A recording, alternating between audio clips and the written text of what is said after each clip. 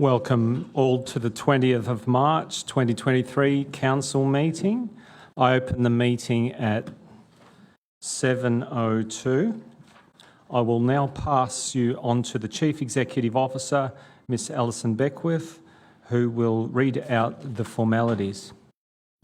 Thank you, Mayor, and welcome everyone to the ordinary meeting of Council. My name is Alison Beckwith and I'm the Chief Executive Officer. Tonight's meeting is being held in person in accordance with the provision of Council's governance rules and the Local Government Act 2020.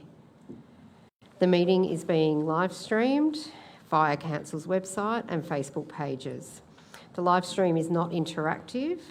Any comments or private messages directed to us while the stream is active will not be presented to the Council and have any bearing on the conduct of tonight's meeting. Council's request to speak methods continue to allow participation without having to attend meetings in person. I'll just take you through some rules for participation. Please note that any public questions submitted to tonight's Council meeting will be read out by a member of our Executive Leadership team and a verbal response will be read out in tonight's meeting. Questions and responses will also be included in the meeting minutes. Council does not accept questions as part of its request to speak process. No statement may be derogatory, defamatory or directed to an individual councillor, member of staff, ratepayer or member of the public. A 2-minute time limit applies to all requests to speak tonight. The timer will be used and a warning will sound at the 1.5-minute mark, and officers will sum up for the last 30 seconds if indeed a statement is being read on behalf of the community member. And for those speaking tonight, when you hear that buzzer, just start to sum up, please. We ask that members of the gallery please check their phones and ensure that it's either switched off or on silent to avoid any disruptions tonight. Members leaving the gallery tonight, if you decide to depart the chamber before the end of the meeting and the Council meeting is still in progress, we do ask you not to hold conversations just outside, as the noise in the foyer does actually impact on the live stream tonight. So we do ask if you need to hold conversations after the meeting, do so downstairs or in the library area. And I thank you in advance for that. I'll now introduce you to the councillors that are in attendance for tonight's meeting. I will start to my left. We have Deputy Mayor Councillor Alida McKern, Councillor Tom Melican, Councillor Peter Dimorales, Councillor Alison Champion. I'll now introduce the councillors to my right. We have the Mayor, Councillor Peter Castaldo, Councillor Fiona Mitsonikos, Councillor Rick Garotti and Councillor Mark Di Pasquale. This evening we are also joined by the Council's executive team. We have Mark Giglio, Director of Corporate Services, Darren Bennett, Director of Assets and City Services, Natasha Swan, Director of City Development, and we have Kath Brackett, Director of Community Wellbeing. Also supporting the councillors tonight are members of the governance team, IT team and our JETS crew coordinating our live stream. We thank you for participating in tonight's meeting. Thanks, Mayor. Thank you, Alison. Our meeting is being held on the traditional land, on the Wurrung Woiwurrung people, Wurundjeri Woiwurrung people, and on behalf of Banyule City Council, I wish to acknowledge them as the traditional custodians. I would also like to pay my respects to the Wurundjeri Woiwurrung elders, past, present and emerging, and acknowledge any Aboriginal and Torres Strait Island elders joining us this evening. Council is committed to and values diversity within our community. I will now read out Banyule's diversity statement that demonstrates our commitment. Our community is made up of diverse cultures, beliefs, abilities, bodies, sexualities, ages and genders. We are committed to access, equity, participation and rights for everyone. Principles which empower, foster harmony and increase the well-being of an inclusive community. I will now move on to apologies, and we have one apology to this evening from Councillor Elizabeth Neely. Are there any other apologies? No. I now move on to confirmation of minutes from the ordinary meeting of Council held on the 27th of February 2023. Can I please have a councillor to move and second? Councillor Metsanikos moved. Councillor Melican seconded. I now put the motion. All those in favour? I declare the motion carried. We now move on to disclosures of interests. For councillors, as required at any other meeting of council, councillors must declare a conflict of interest at the start of a meeting and leave the meeting when the item is presented to council. Councillors will be required to leave the meeting and return when the item has been resolved. At any point throughout the meeting, if any other councillor recognises that they have a general or material interest, they can flag that at the point and follow the same procedure. Are there any disclosures of interest? We have two. Firstly, we'll go to Councillor Champion. You've indicated you have a conflict of interest. Councillor Champion, can you please advise us of the item you have a conflict of interest in and the nature of that conflict? Thanks very much, Mayor. I do have a conflict of interest in confidential item 11.1, strategic property opportunity. It is listed to be discussed after the main meeting in the confidential council meeting. So I'm not aware of the details of this matter. I have not received any agenda papers, any information from the CEO or my councillor colleagues. I have no idea what the report details or what the officer recommendation is. The CEO and the Governance Department have advised me that I have a material conflict of interest. I take their advice very seriously. I trust them. And I have not participated in any briefings or any councillor conversations regarding this matter. I will remove myself from the chamber when this item is discussed and voted on later this evening. Thank you, Mayor. Thank you, Councillor. And the second conflict of interest was Councillor De Morelos. Would you please advise of the item you have a conflict of and the nature of the interest? Thank you, Mayor. Yeah, I have a conflict of interest in 6.3, which is a material conflict of interest, and it's up on the board there. Ivanhoe Grammar School Public Access. So thank you. Thank you.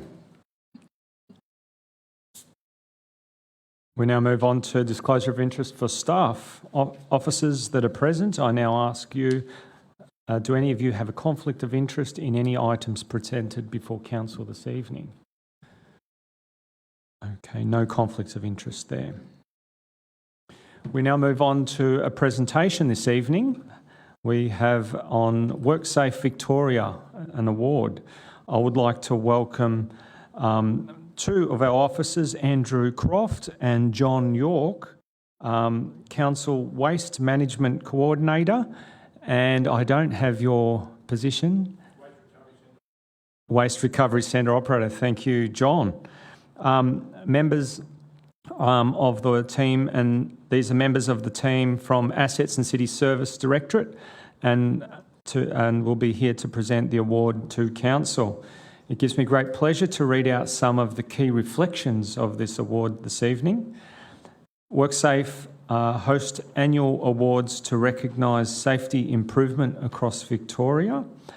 Banyule Council, in conjunction with Consolidated Plant Services, won the 2022 WorkSafe Victoria Award for Workplace Health and Safety Solution of the Year against very tough competition.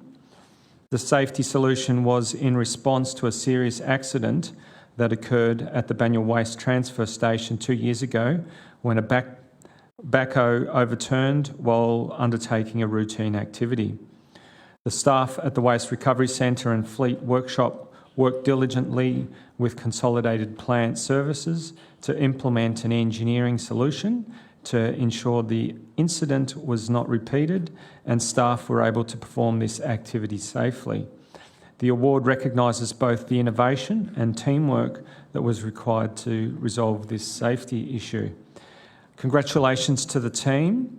Before we share a 3-minute video presentation, which is a video of all the finalists, Andrew, would you like to come forward with any words on behalf of this award to Council?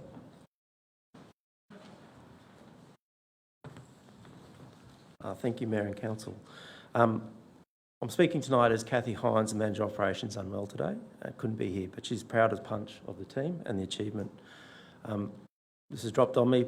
Kathy is Irish, and as St Patrick's Day has just occurred, I thought it might be appropriate to talk a bit about luck.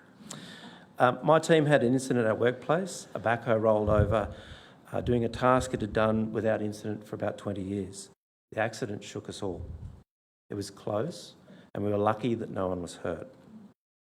Luck is often seen as something that happens by chance, something that we cannot control. But when it comes to workplace health and safety, luck should not be a matter of chance. It's a matter of preparation, planning and teamwork. In response to the incidents, my team commissioned and designed in partnership with Consolidated Plant Services an engineering solution that should eliminate the risks of another roller event occurring. But we were lucky in other ways too. We are lucky to have a good organisation that cares deeply about safety at all levels. We are lucky to have a team interested in creating a safe workplace. We are lucky to find a contractor that was interested in helping us to make our workplace safe. And we're lucky to have people like John York, who works each day at the Banyule Waste Recovery Centre and takes pride in his workplace and leading the charge to make backhoe operations as safe as they can be. Safety is often spoken about in terms of rules and procedures, and these are important. But safety is also about culture, about attitudes, about mindset, and that's where luck truly comes in. We create our own luck when we build a culture of safety, when we prioritise safety in everything we do, and when we hold ourselves accountable for our safety and the safety of our colleagues. I'm delighted to have won the 2022 WorkSafe Award for Workplace Health and Safety Solution of the Year, but I am more satisfied that I get to rely on the best type of luck, the one we make for ourselves to keep our workplace safe. I hope you would accept this award, Mayor.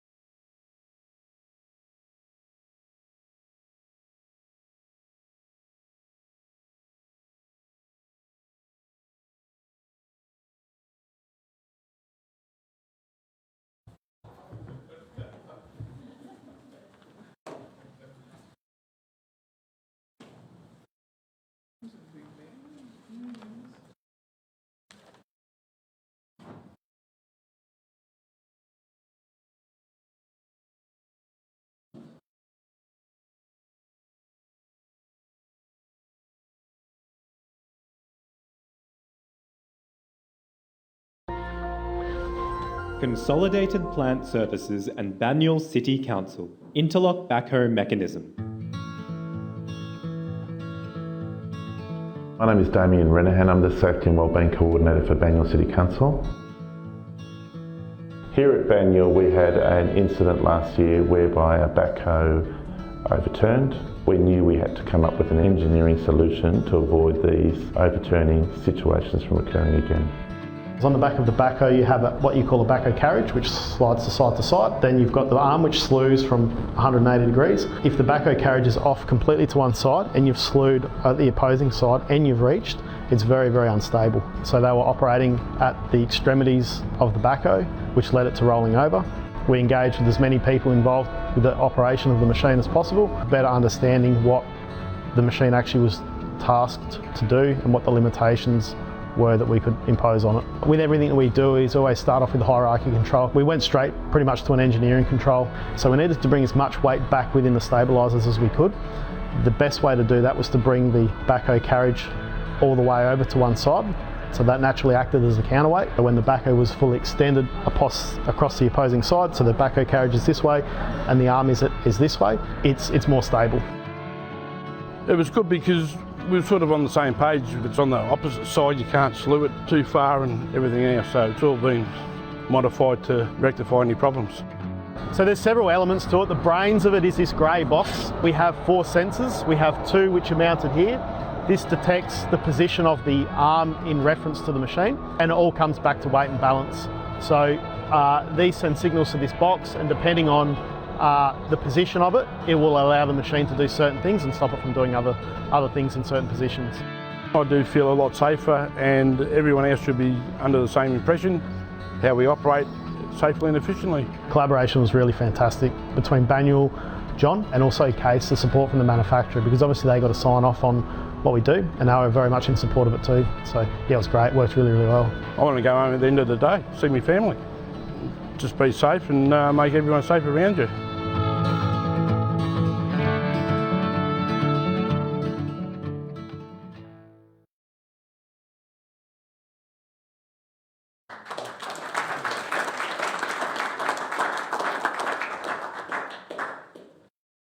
Yeah, we thank you both for coming along tonight and bringing that to us. It's great to see innovation right throughout the organisation, and it's really good to be able to show our community some of the things that we care about, which is safety of our staff as well as the community. So thank you for coming along this evening.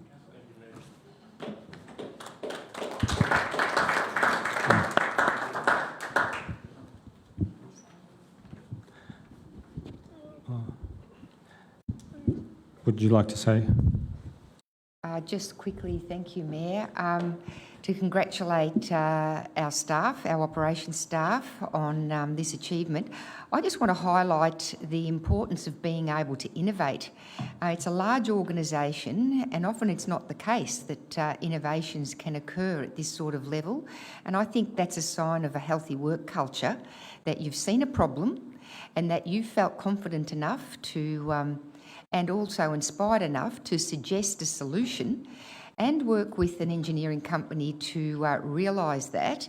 That's actually quite an achievement in a large organisation. So hats off to you, and also the team you're working within that fosters that type of culture where you feel you can make suggestions to improve a situation. Well done.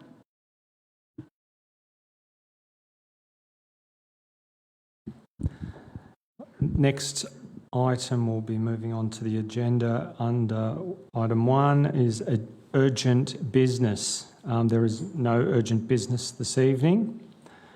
On to petitions. Next, we have 2 petitions. 2.1, petition requesting to review the incorrect rezoning to high impact growth zone of Liberty Bardia Belfield. We have 4 speakers on this item this evening. Sebastian Ramsey will address council in person and is speaking for the recommendation. Sebastian, please approach the lectern. You have 2 minutes to speak. Please, we have a lot of speakers tonight. If we could keep to the time limits. Thank you. Okay. This is the first time I've spoke to council, so a little bit nervous. First thing I'd like to say is really didn't have any advance warning about the high density growth zone. I did get an email from the planning officer who said that there was 6 weeks between August the 23rd and October the 4th, 2018, where we could give our feedback on the planning change. But honestly, I can't remember any... I'm not saying there wasn't, but I just can't remember getting any information on that. So I live, there's a new development, which we're not talking about now, but it's definitely will impact on my amenity, my sunlight. It's on my back fence, so I won't get any morning sun. I like to watch the sunrise. And yeah, so... I moved to the area of Belfield because I enjoyed the greenery of Darebin Creek, sort of seeing kookaburras here in Kookaburras, you know, like from my house. And I think if this high density development goes ahead, then I don't feel like I want to live in that area anymore, and I'll probably move out.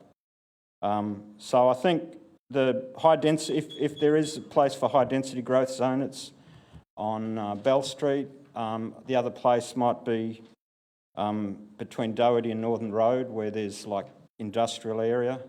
And I've seen in Preston that's getting redeveloped into flats and things like that. So, and I'll also will look at all my mail. So any other opportunity for consultation, I'll make sure I participate.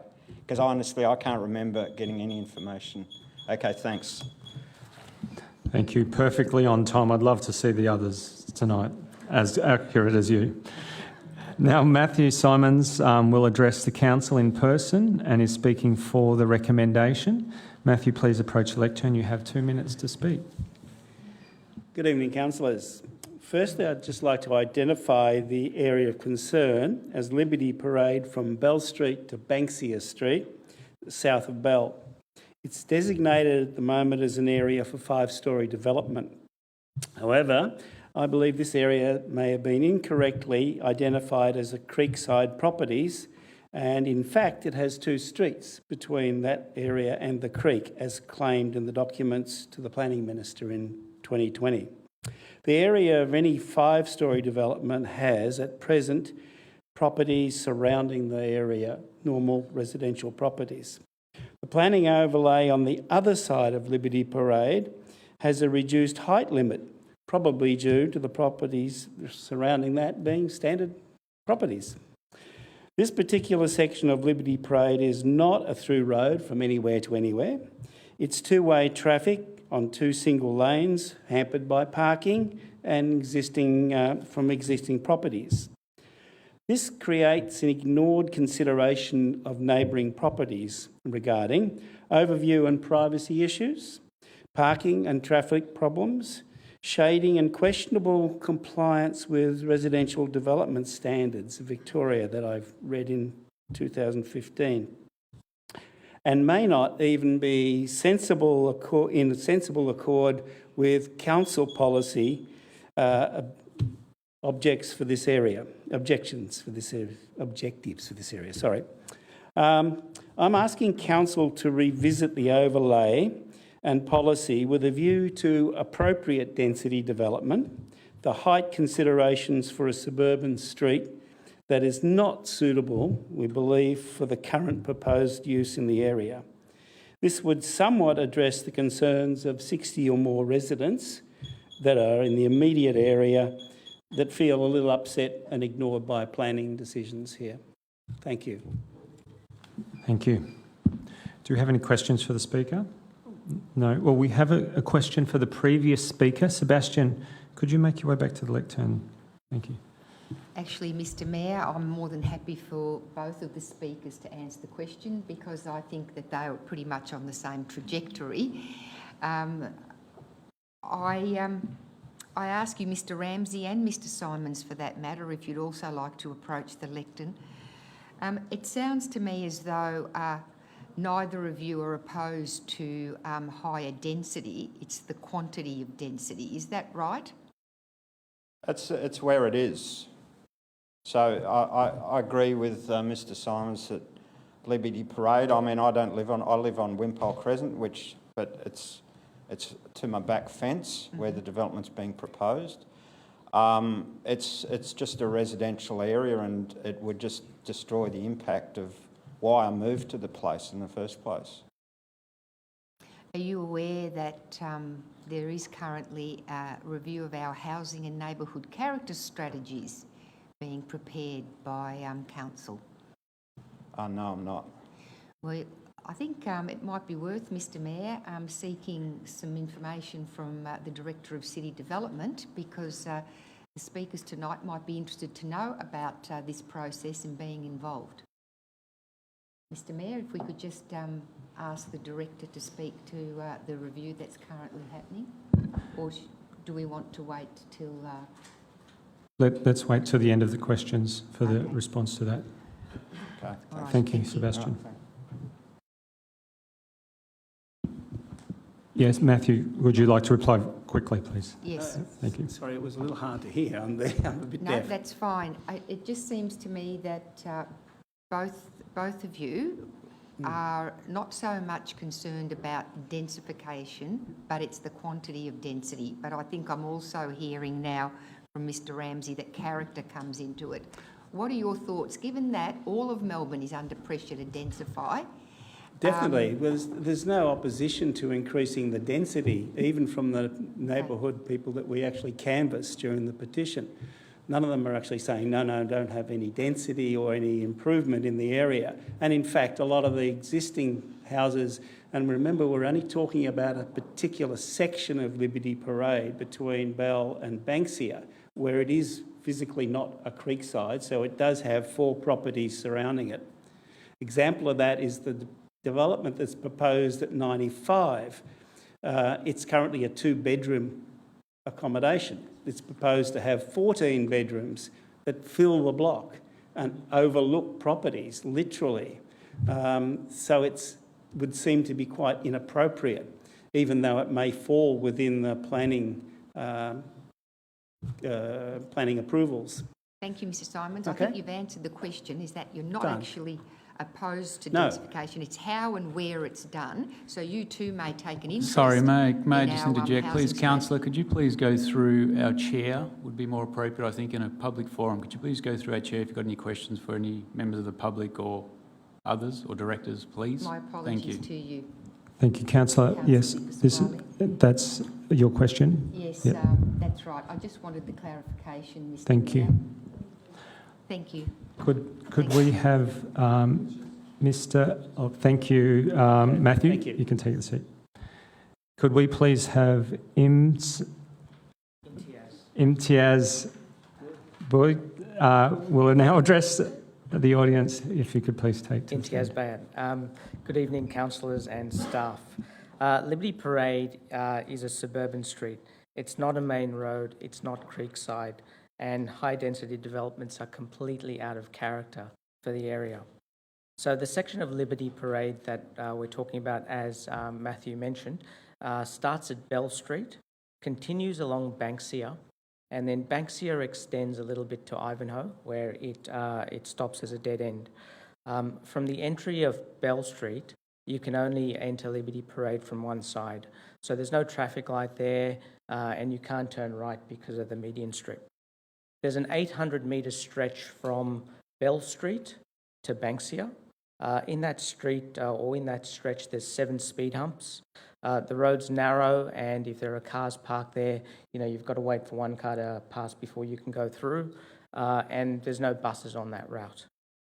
Liberty Parade in Heidelberg is a completely different perspective. That is Creekside. It links main roads, so it links Doherty Road to Southern, and then Southern to Bell Street. It's got traffic lights and it's got easy access on all corridors. There are buses that go on some sections of that, and it's also quite different. I guess Liberty Parade in Belfield is very different to, let's say, Oriel Road, which has got 2 lanes. It's also got space for parking, and cars can pass quite easily through there. It's different to Waterdale as well. If a development of up to 5 stories were allowed on this section, Liberty Parade will become congested, as will the arterial roads that lead up to Liberty Parade from Oriel, which are even more narrow. Liberty Parade is a suburban street. It's not a main road, it's not Creekside. 90% of the residents, as Matthew was saying, about 60 residents in that section, all agree with, what we're saying conceptually. I asked the council to review the residential growth zone, specifically in that section from Bell Street to Banksia. Thank you. Great, thank you. No questions? Next, we have a written statement that will be read out on behalf of Adrian Kimati by Kath Brackett, Director of Community Wellbeing, and is speaking for the recommendation. Thank you, Mayor. Over the past 50 plus years, Liberty Parade, Belfield, Liberty Parade from Bell Street to Perkins Avenue has always been a general residential zone. With the introduction of Postcode 3081 Urban Design Framework Amendment C120, this document was falsely stated that Liberty Parade Belfield is Creekside and therefore should be changed to a growth zone. Liberty Parade Belfield does not back onto a creek. There are houses behind Liberty Parade and on other street behind called Wimpole Avenue. It is Wimpole Avenue that is Creekside, yet Wimpole Avenue are not listed as being changed to residential growth zone, even though they are Creekside. For a C120, the document falsely refers to Liberty Parade being Creekside, yet only Liberty Parade in West Heidelberg is Creekside. C120 tries to obfuscate all of Liberty Parade, that is Heidelberg West and Belfield, is Creekside. It is unclear how Banyule Council has made this Egregious error. However, the error has enormous impact on all the residents of Belfield. All residents in Liberty Parade and Wimpole Avenue, Belfield, not only strongly oppose the change from general residential zone to a growth zone that allows for a 5-storey apartment, but all residents have stated they are not aware of the new zoning change and they were never consulted with this change. Liberty Parade is a quiet residential street, though not a thoroughfare. If councillors or the planning department came to visit, they would see this and they would also note that it is not Creekside. C120 states the general design objectives are to encourage urban renewal whilst responding sensitively to existing and surrounding neighbourhoods. Over 90% of all houses along both Liberty Parade and Wimpole Avenue, Belfield, are single-storey houses. The Banyule Council should never have recommended to allow for 5-storey apartment blocks to be constructed along Liberty Parade. We request a full review and reversal of the decision to change Liberty Parade, Belfield, to a growth zone. Thank you. Are there any questions for officers on this agenda item? I have a quick question for the Director of Assets and City Services. We've gone through a long process, a planning process that this petition is responding to. Could you speak to some of that process and where we are now? Thank you. Thank you, Mayor. And in response to that question, the zoning of this land was considered through Planning Scheme Amendment C120, which was finalised and adopted into the Banyule Planning Scheme in 2020. And that included a panel hearing that gave consideration to a range of planning and controls, all broadly within the context of the strategic work, which was the postcode 3081 framework. So that's been through that rigorous planning process. It's heard submissions. My understanding was there were some recommendations made in that panel report that were then subsequently adopted by Council, and that's the planning framework that exists within our scheme at this point. Thank you. And could you very quickly provide a response to the neighbourhood character question posed earlier by Councillor McKern? Yes, thank you, Mr Mayor. In the case of neighbourhood character for a site such as this, where you apply the residential growth zone, you're setting a new character. So you're certainly not intending to try and replicate the character that exists. This zone is specifically used as an instrument to change and transform character. It does that in a number of ways. It does it by allowing additional height and density. It also sets design objectives and outcomes for the new style of development. And it doesn't reference existing character as being the starting position for future development. Thank you. If there's no further questions, I will now move a call for a mover of this motion. Do I have a mover? Councillor Demorellis, and a seconder, Councillor Garotti. Just a slight amendment. With an amendment. Okay. Yeah. So notes that since the original petition received, additional signatures of 41 have been submitted and received by Council. Thank you, Councillor. Does the seconder accept that? Thank you. I will now ask for the mover to speak to the item. Thanks, Mayor. Just briefly, as it is a petition, thank you to all the petitioners and to those speaking. Definitely public speaking is a very difficult thing, so thank you to all of you for standing up, and some of you is doing it for the first time. Thank you for bringing it to the awareness of Council. The petition will go through to officers, and from there they will respond to the primary petitioner regarding it. And then, again, it's been brought to awareness, which is the first step in these sort of things with a petition. So thank you to everyone that's taken the time to raise it. No. Unfortunately not. That's not the process. So thank you. Would the second like to speak to the item?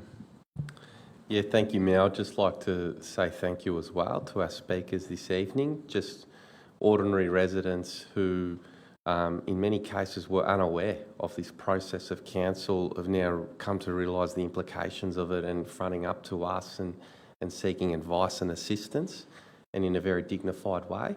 So thank you for that. I note that these planning controls were adopted way back in 2020, and I know that it was one of the issues that Councillor Demorellis was keen on as an advocate in that local area. So I imagine as a council very keen now to receive this petition and to see what can be done. And with a new ward councillor there, just to see as a council, with the feedback we received, can we do something that is more attuned to what residents in that area really want? So again, thank you for fronting up and being dignified and graceful and looking to work with us. And we certainly want to work with you. Thank you, Mayor. Thank you, Councillor. Are there any other councillors that wish to speak? Councillor McKern. I too wish to thank the speakers for coming in tonight. It's always good to see a healthy gallery. Shows that the community is engaged and interested in what's happening in the council agenda. I suppose I'd like to reference a question back to the Director of City Development, Mr Mayor, if I may. Yes, go ahead. Director Swan, what are the relevant matters raised by this evening's speakers that will be addressed in the Housing and Neighbourhood Character Strategy Review? It might be something that they are interested in following. I understand this is an amendment. However, we do have the broader strategic review happening this year, and just wondered whether it might be of interest to tonight's speakers and what the relevance is. Thank you, and through you, Mayor. There's, I guess, an anticipated body of work this year reviewing Council's housing strategy, which is quite old now, and our neighbourhood character study. Should Council choose to proceed and resolve to go out with a new housing discussion paper, there would be an opportunity for community to come and workshop with council officers in relation to setting ambitions for a future housing strategy. There'll also be engagement opportunities likely online and through pop-up sessions and things like that. So it is a very significant review. It's something that councils tend to do about once every decade, not once every couple of years. There is opportunity through the review of those strategic documents to see whether there are any adjustments that we should be making to our existing planning framework across the whole municipality, and we're certainly keen to hear from residents in that respect. So should council resolve to proceed with that work, there may well be an opportunity later in the year for that. Thank you. Thank you. Thank you. Is that it? Thank you. Would any other council like to speak to the item? No. With that, I will now put the motion. All those in favour? I declare the motion carried.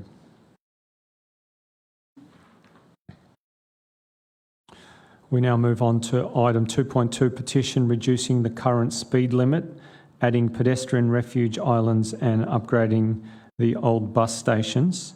There is one speaker to this item, Paula Sardinia. Could you please make your way to the lectern? You have 2 minutes to speak. Hello. Sorry, we were two speakers, but I didn't know we had to present one each to speak. But anyways, it's okay. I can speak. First, thank you for this opportunity. And this petition is about improving safety on Sherbourne Road. The petition collected a strong community support, more than 100 signatures from neighbours living or working on Sherbourne Road. And in preparing this petition, I heard the concerns of the community, and the concern is it's only a matter of time before a fatal accident occurs in this road. Mainly is because the road and the area has changed and it's not what it used to be 10 or 20 years ago. The road and the area is heavily used every day by vulnerable road users, families with children accessing the educational centres on Sherbourne Road or around Sherbourne Road, elderly using the medical clinics on Sherbourne Road, high school students accessing the bus stops on Sherbourne Road, and we have these across a high-speed traffic. And on top of that, there's no pedestrian crossings. There's only two pedestrian crossings. It's a long road, so most of the time you see students crossing when there's no safe crossings, which clearly poses a risk of harm to the neighbours. And the last point is there's a lot of old bus stations. They have panel walls and they're not facing the wall, so you can't see the buses coming, the buses can't see you, and most of the time they're not used more than just for dumping rubbish, to be honest. So yes, we think that all those measures will help improving safety and livability of Sherborne Road and the area in general. That's it. Look, thank you. Do we have any questions for the Speaker? No. With that, I thank you. You can take a seat. I will now ask for a mover of the motion. Councillor Champion, and a seconder. Councillor Garotti. As mover, would you like to speak to the item, Councillor Champion?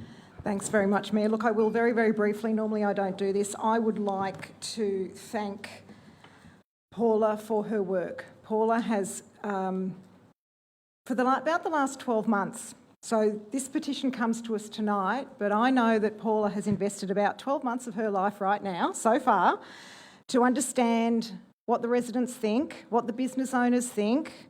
She mentioned the childcare centre, what they think, what the medical centres think, all along the street, this part of Sherborne Road, and their experiences of it. She has started by meeting with myself and Councillor Elizabeth Neely and our Senior Transport Manager on more than one occasion. She has door knocked every single door along this street. She has written letters. She has received letters. She has invested a considerable amount of her life to ensure that this road becomes safe for everybody who uses it. And we are here tonight. So that is the background of the creation of this petition. This is the start of the Sherborne Road journey.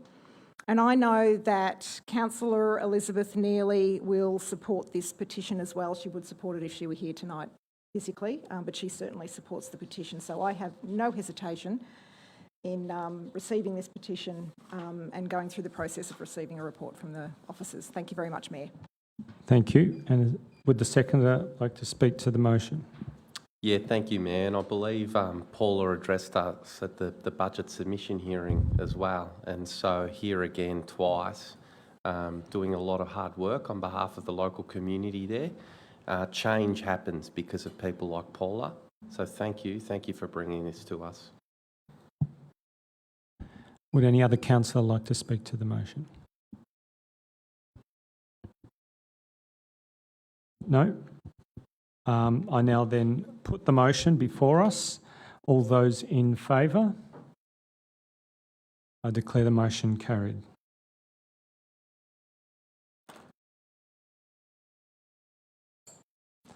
We now move to item 3.1, report on property transactions for 6 months ending 31st of December 2022. There are no speakers on this agenda item.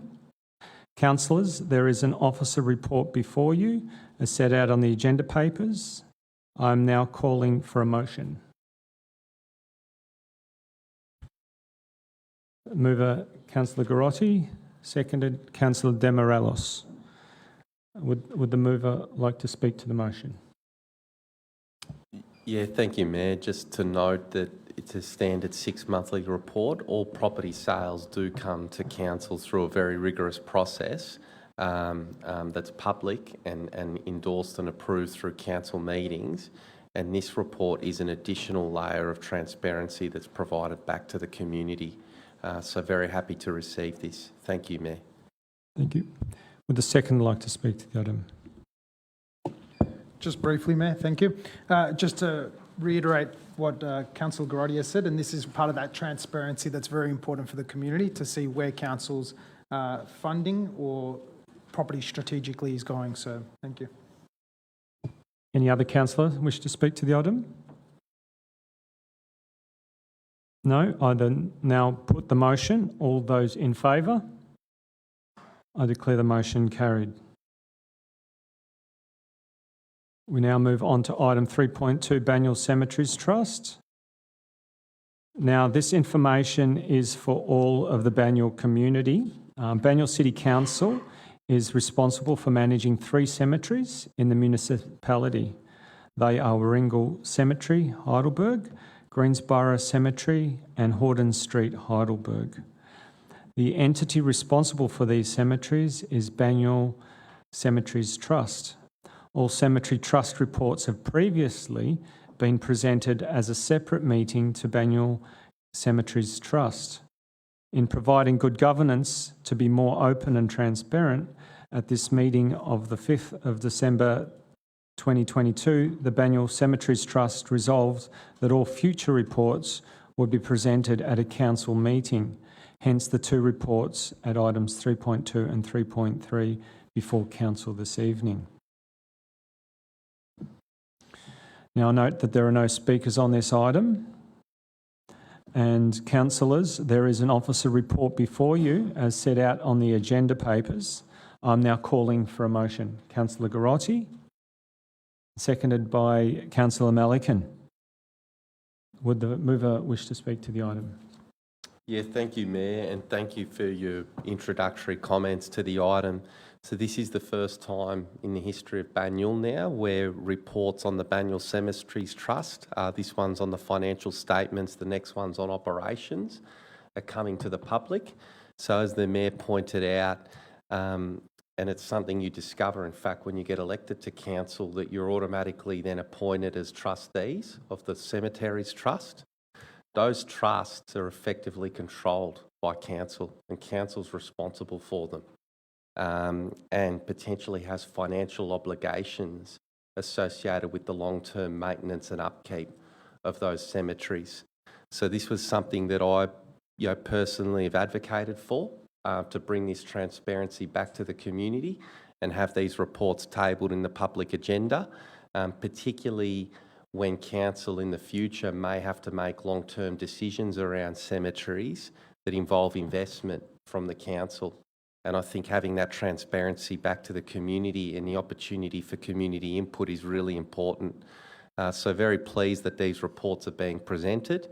And in terms of their substance, pleased with the financial result. So we are performing better than expected, with revenue going well, but as the reports indicate, at the moment these cemeteries generate a net loss for council. And so effectively over the long term, they'll be funded through the cash reserves of the trusts, unless council can find ways to improve efficiencies and new revenue streams out of them, which is something that we're turning our attention to. Thank you, Mayor. Thank you, Councillor. Would the seconder like to speak to the item? Yeah, just confirm what Councillor Grotti said. That's exactly right. The financial positions of the cemeteries aren't great, but this council a few years ago made a decision to create a wall across the front of Warringal Cemetery and up a Heidelberg Road there to provide opportunities to increase funding. There's no way we can increase the size of the cemeteries. They're basically full. The reason we had a much better operating return, we had reinterments or additional people placed in existing graves, but there's very few empty spots available. They take an enormous amount of money, as Councillor Grotti said, to maintain. But we've got to also look at the cemetery is a burden on this council, or are they a public place that we should celebrate? Should we embrace them as part of our amenity, part of our community infrastructure, and a place that people should be? Cemeteries should be open places where people do go. Because the traditional cemetery was a big wall and no one went into them except when someone was being buried or if you went to visit someone. Whereas some countries and some cultures, cemeteries are treated as basically as public parks where people have their lunch and go in and enjoy the amenity of the area. And if you go to Warringal Cemetery in particular, there's a beautiful garden there, very good views and a very quiet place to sit and reflect. So we need to actually consider how we view cemeteries, whether they are somewhere where you shouldn't go or somewhere where we should be part of our community, part of our history, and there's certainly a lot of history in Warringal Cemetery particularly. The one in Horden Street, a huge amount of history there as well. So yeah, it's good that this now comes to council meetings so people are aware of these issues and we can discuss it openly. Thank you, Councillor. Any other councillors wish to speak to the item? No? Well, I will just quickly, if you haven't been to some of the cemeteries in Banyule, it's one of the things I learnt about coming here, and I was a trust member. I didn't know I was going to be that when I came to be on council. There are some beautiful places in there, a lot of wonderful history, so please do take the opportunity to go and see them. And on the papers, I'd just like to acknowledge that we had a favourable result to budget, but it was still a loss in this current reporting period. With that, I would now like to put the motion. All those in favour? I declare the motion carried. We now move on to Banyule Cemeteries Trust Operations Report. There are no speakers to this item. I'm now calling for a motion. Is there a mover? Councillor Garotti, seconded. Councillor Malikan, as mover, would you like to speak? Seconder? No? Any other councillor? No? Oh, Councillor Malikan? I'd just like to actually thank Jan Richardson, who prepares these reports, who does a magnificent job by herself, basically managing the cemeteries. I had the misfortune to attend a cemetery at Eltham last week, and there was a complete mix-up there to the point where people nearly had to go home. So I've attended a few burials undertaken with Jan's advice and often received very good feedback from family people, but also observed how well she does perform her duties compared to what we faced last Friday in Eltham. So I'd actually like to thank Jan Richardson for these reports and the dedication and the hard work. And the response we get from people that Jan deals with is outstanding. She's a wonderful person to have on staff and not only does a good job to ensure things run smoothly, but she is very sympathetic and very supportive of families that are going through a tough time. So I'd like to thank her for these reports, and yeah, she's a great officer to have. Thank you, Councillor. Any other councillors? No? With that, I now put the motion. All those in favour? I declare the motion carried. We now move on to item 3.4, Council Plan 2021 to 2025, Progress Report, July to December 2022. There is one speaker. I think that speaker has withdrawn. Is that correct? Yes. There are no speakers to this item this evening. Councillors, there's an officer report before you as set out on the agenda papers. Do we have a mover? Councillor Garotti, seconded. Councillor Di Pasquale. As mover, do you wish to speak to the item? Yeah, thank you, Mayor. Just really wanting to acknowledge the solid progress that's being achieved by Council against the plan, and just to use this opportunity just to thank our Chief Executive and the Director team, all of who are here this evening, for their work.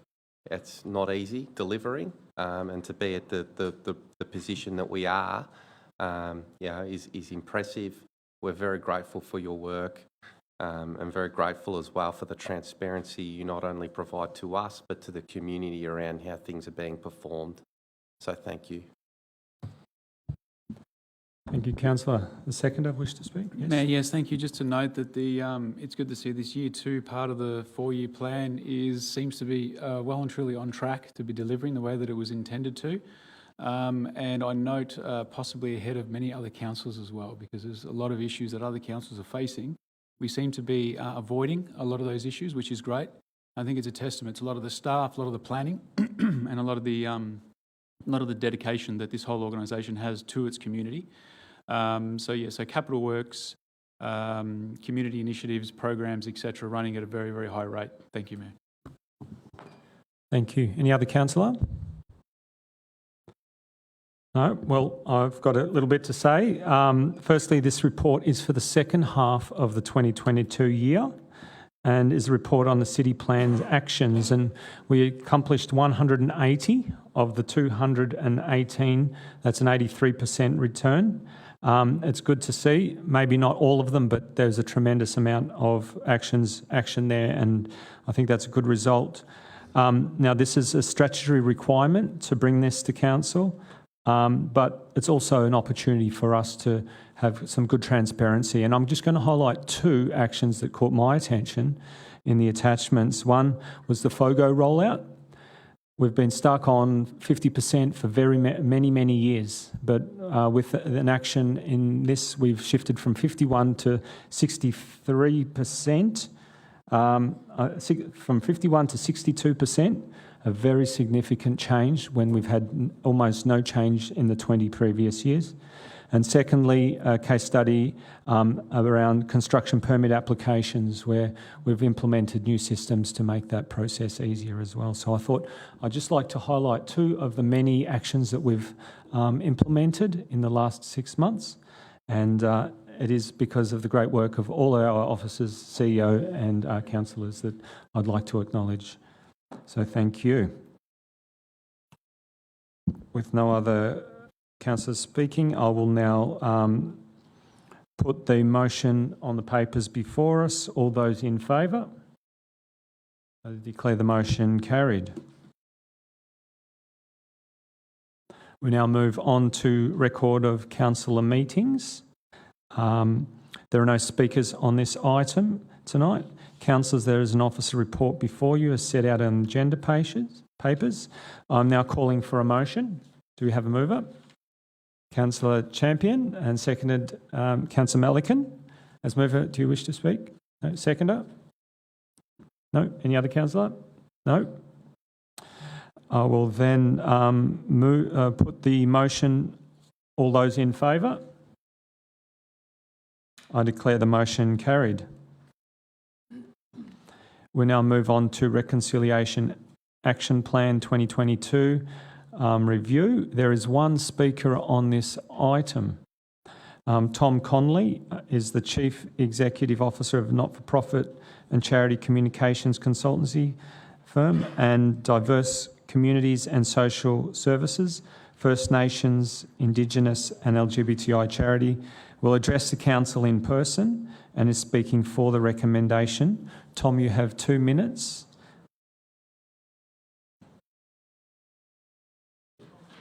No, Tom is not present tonight with those long qualifications. I thought you'd be here.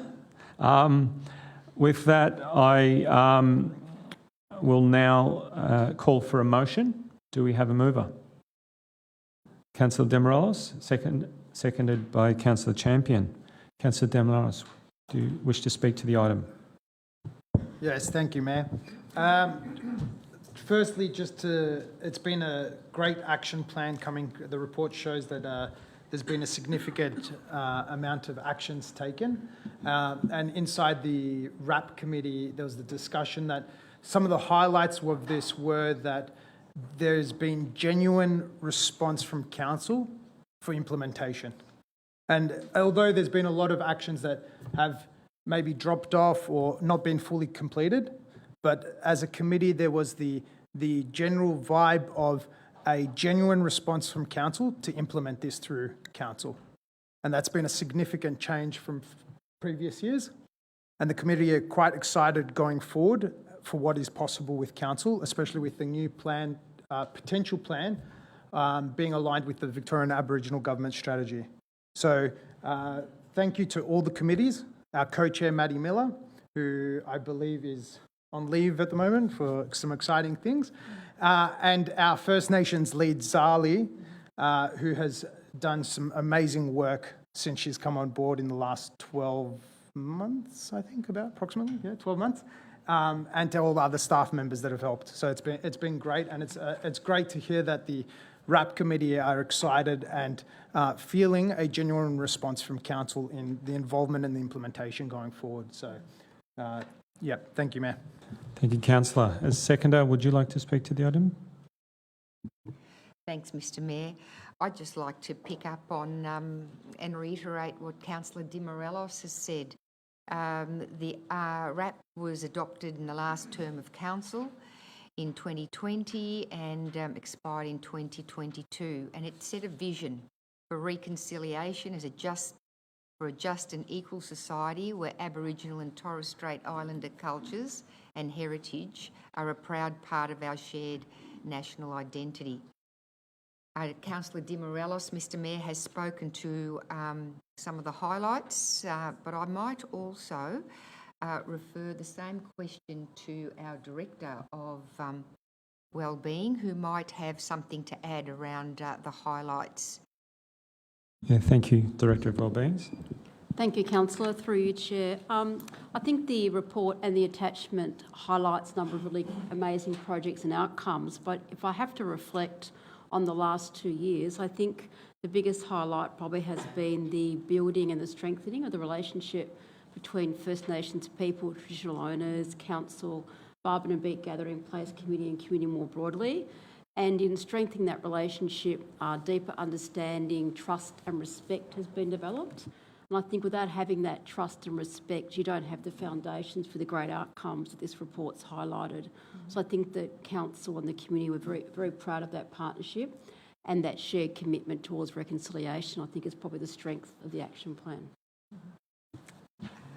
Might just thank the Director for that and just point out, Mr Mayor, that on the 5th of December, Council did endorse the Uluru Statement from the Heart to take practical action for a better future and reconciled Australia. At the time, I think, Mr Mayor, we were one of only 3 councils to have done that. I think we might still be only one of 3 councils. So it's pretty, what can I say, innovative of Council to be taking that step, because it shows true leadership. And I too, like Councillor Di Morelos, want to give a shout out to our First Nations lead, Zali Mifsud. I might mention that she spoke about her journey as a proud Aboriginal woman from the Peak and Kure Warang tribes at our recent International Women's Day event. Thank you, Councillor. Do we have any other councillors wishing to speak to the item? Councillor Melican. Yeah, I'd like to also thank Zali for her efforts there. It's interesting that we're moving more away from the RAP. We're going to the Aboriginal Action Plan, which will be the next version of this, which we fully support. But it's very important that we did endorse and show we support the Uluru Statement from the Heart. But the other aspect of this is where Charles Pakener, who was the leader of Burrabara and Beak, who is the Citizen of the Year and has spoken at every citizenship ceremony so far and held the audience spellbound for the entire time. And people are so interested in this Uluru Statement from the Heart. I think Australia is ready to embrace it. There's been a few voices against it, but I think the vast majority of people realise that we need to make change, or things will not be good in many parts of our community. And what we've realised over the years is that the more we can include everybody, the better off we all are. And that's what this is all about. So very proud of this council's efforts so far. We have some fantastic people working on this. I know the Banyule community is very supportive of this, and it will be a real privilege and a real honour to be part of a council that I think will help achieve the constitutional change at the end of this year, so that we can all move forward together as one nation. So that I'm very pleased with this report, and very thankful to be part of Banyule Council. Thank you, Councillor. Any other councillors? No. With that, I will sum up. I think we've had a tremendous result over the last few years. We've moved a long way. In this RAP, we've delivered 78 of the 104 actions, with another 18 of those that should be completed by September this year. And the remaining 10 will be referred onto the next strategy, which may be an Aboriginal Action Plan if that's adopted coming up. So thank you. We now then put this motion forward. All those in favour? I declare the motion carried.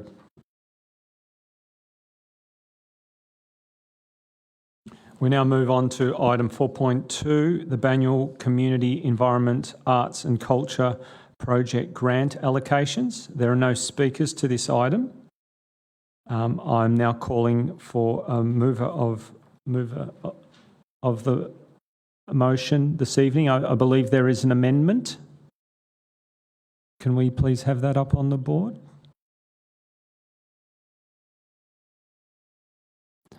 It's not. There we go. Do we have a mover? Councillor McKern?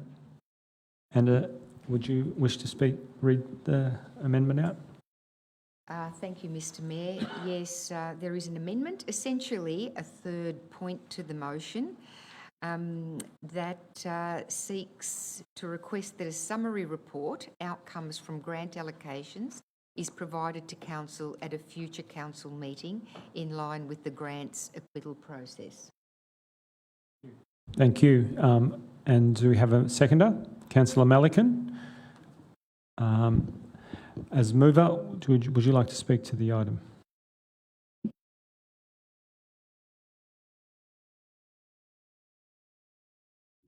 Who applied for a grant, both groups and individuals.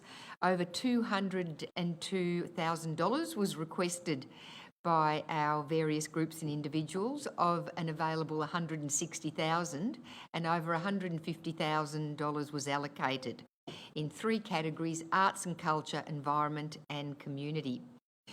I've requested this third point, Mr Mayor, because I think acquitting a grant is very important. It's nice for us as council to see the front end of the process and congratulate those successful applicants, but I think it's also important for us to know how these grants are acquitted, just what's happened, what the outcomes have been as part of our accountable and transparent processes.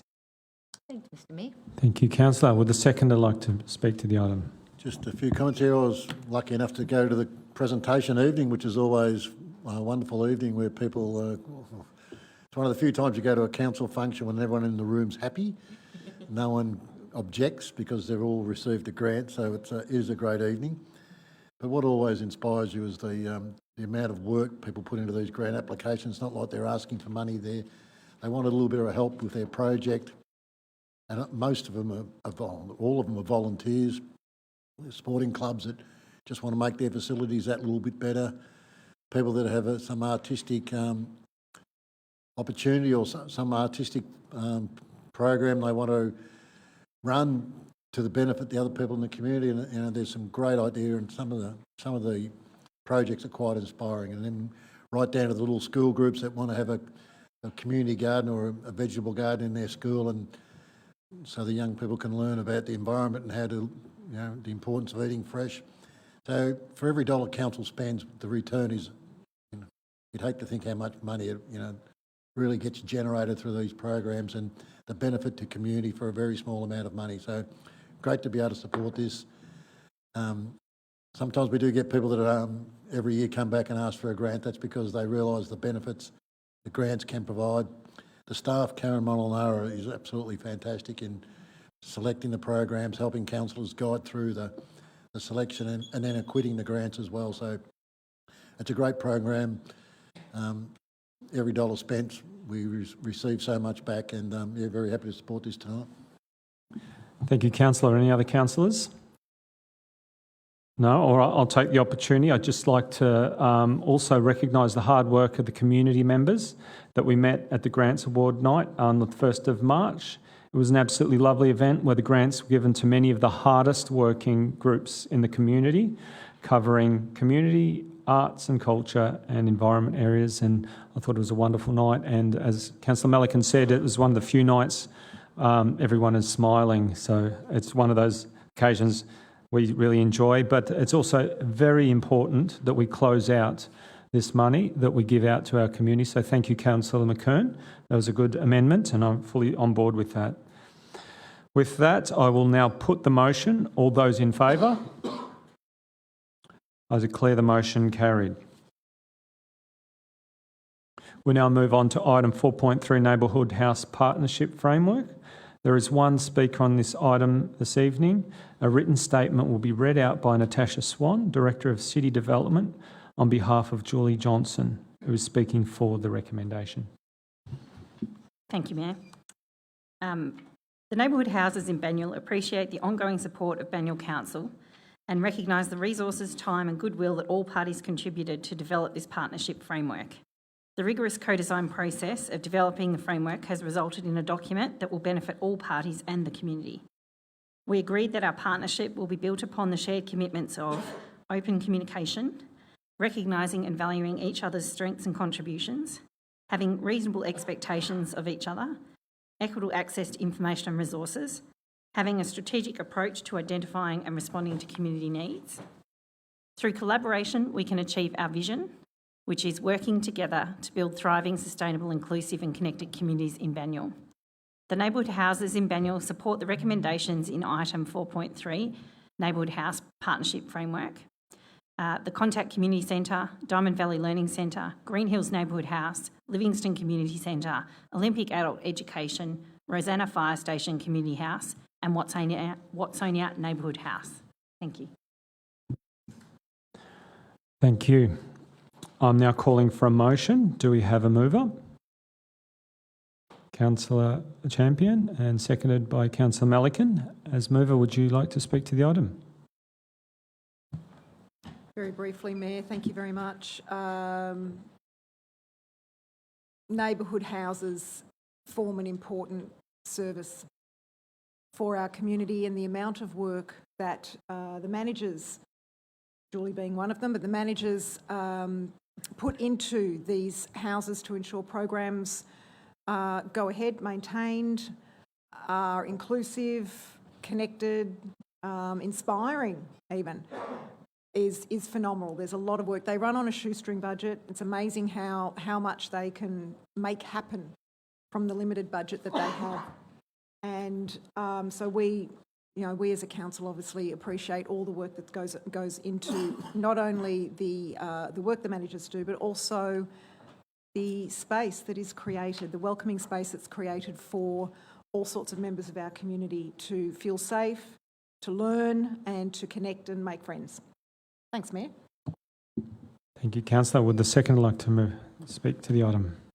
Yeah, I just have to agree with Councillor Champion. That's exactly what they do on a very small amount of money, provide tremendous services to some of the most vulnerable and disadvantaged people in our community.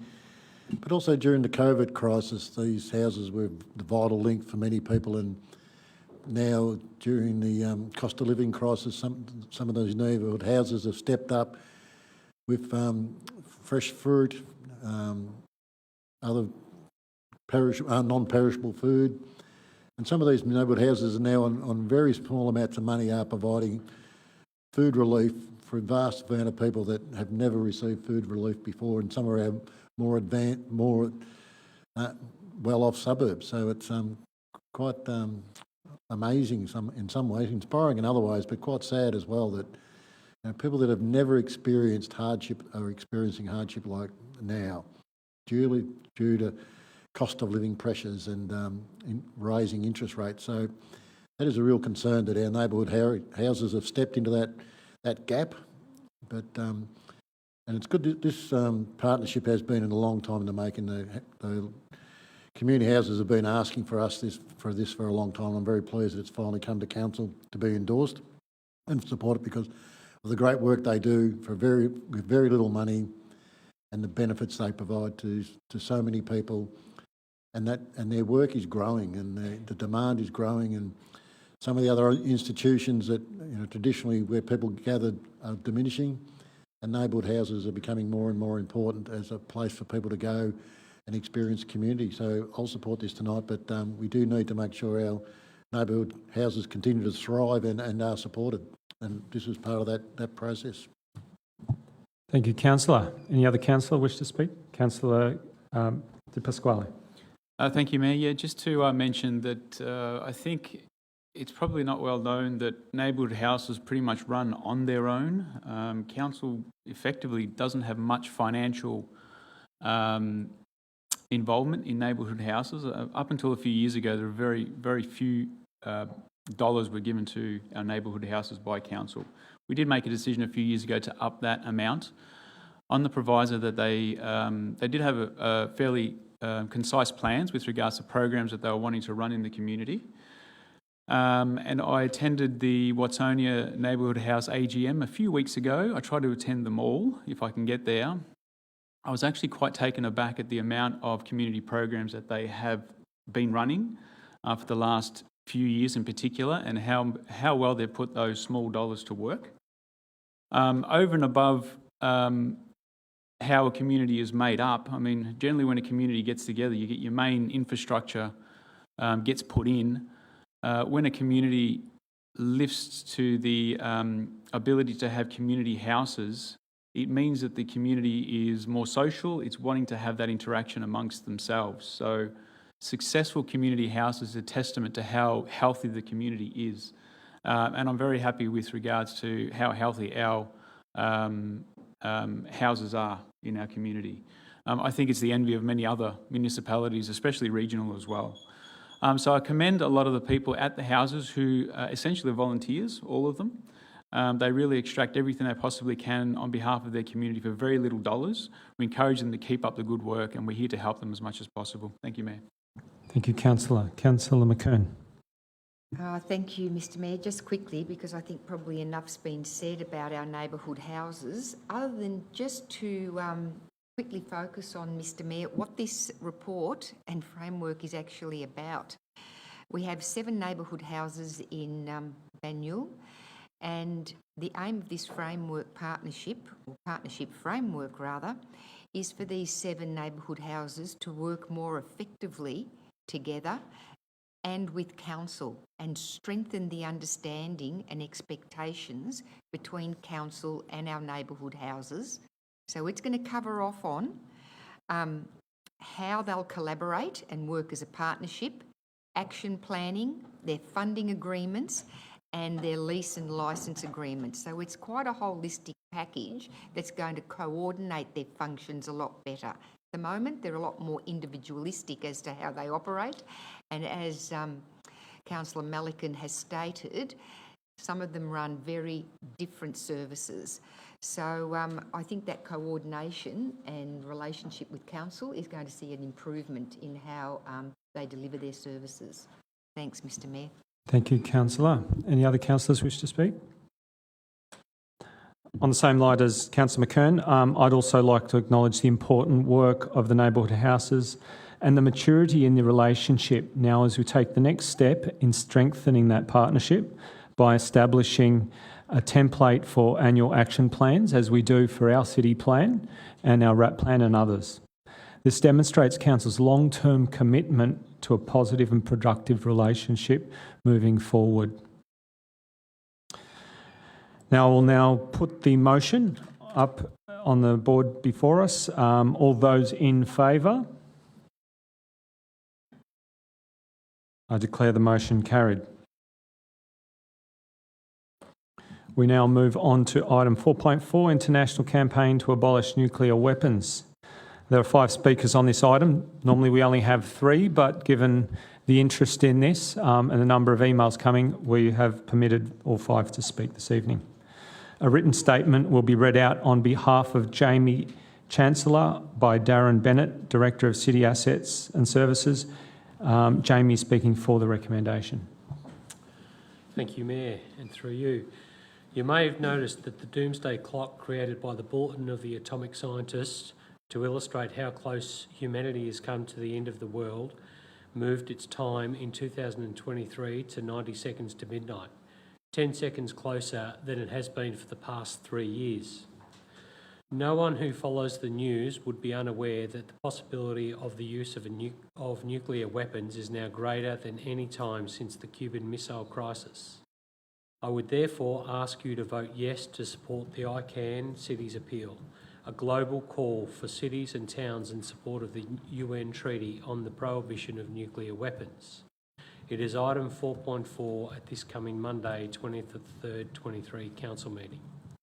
The International Campaign to Abolish Nuclear Weapons, ICAN, which opened its first office in Carlton, Melbourne, 2006, won the 2017 Nobel Peace Prize for drawing attention to the catastrophic humanitarian consequences of any use of nuclear weapons and their groundbreaking effort to achieve a treaty-based prohibition of such weapons. It is heartening to know that 43 councils have already signed. Thank you. Thank you. We now have Don Stokes who will address the council in person and speaking for the recommendation. Don, please approach the lectern. You have 2 minutes to speak. Okay. Thank you, Mayor and councillors, for allowing me to speak on the ICAN Cities campaign.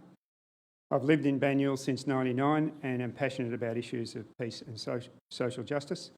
The purpose in asking Banyule to join the international campaign to abolish nuclear weapons, together with 43 Australian cities, 13 of which are in Victoria, who have already signed on, is to encourage the federal government to sign and ratify the Treaty on the Prohibition of Nuclear Weapons. Australia is already a signatory to the Nuclear Non-Proliferation Treaty, but the NPT is limited to stopping the spread of nuclear weapons rather than abolishing them. The risk of nuclear weapons use, whether intentionally or by accident, is growing. 9 heads of state holding 13,000 nuclear weapons between them have the ability to destroy an entire city and its inhabitants with one blast.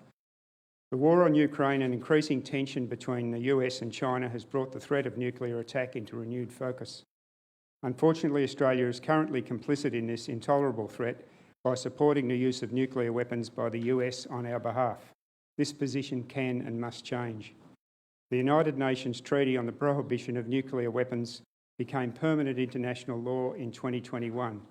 It's the first treaty to comprehensively outlaw nuclear weapons and provide a pathway for all nations to pursue disarmament.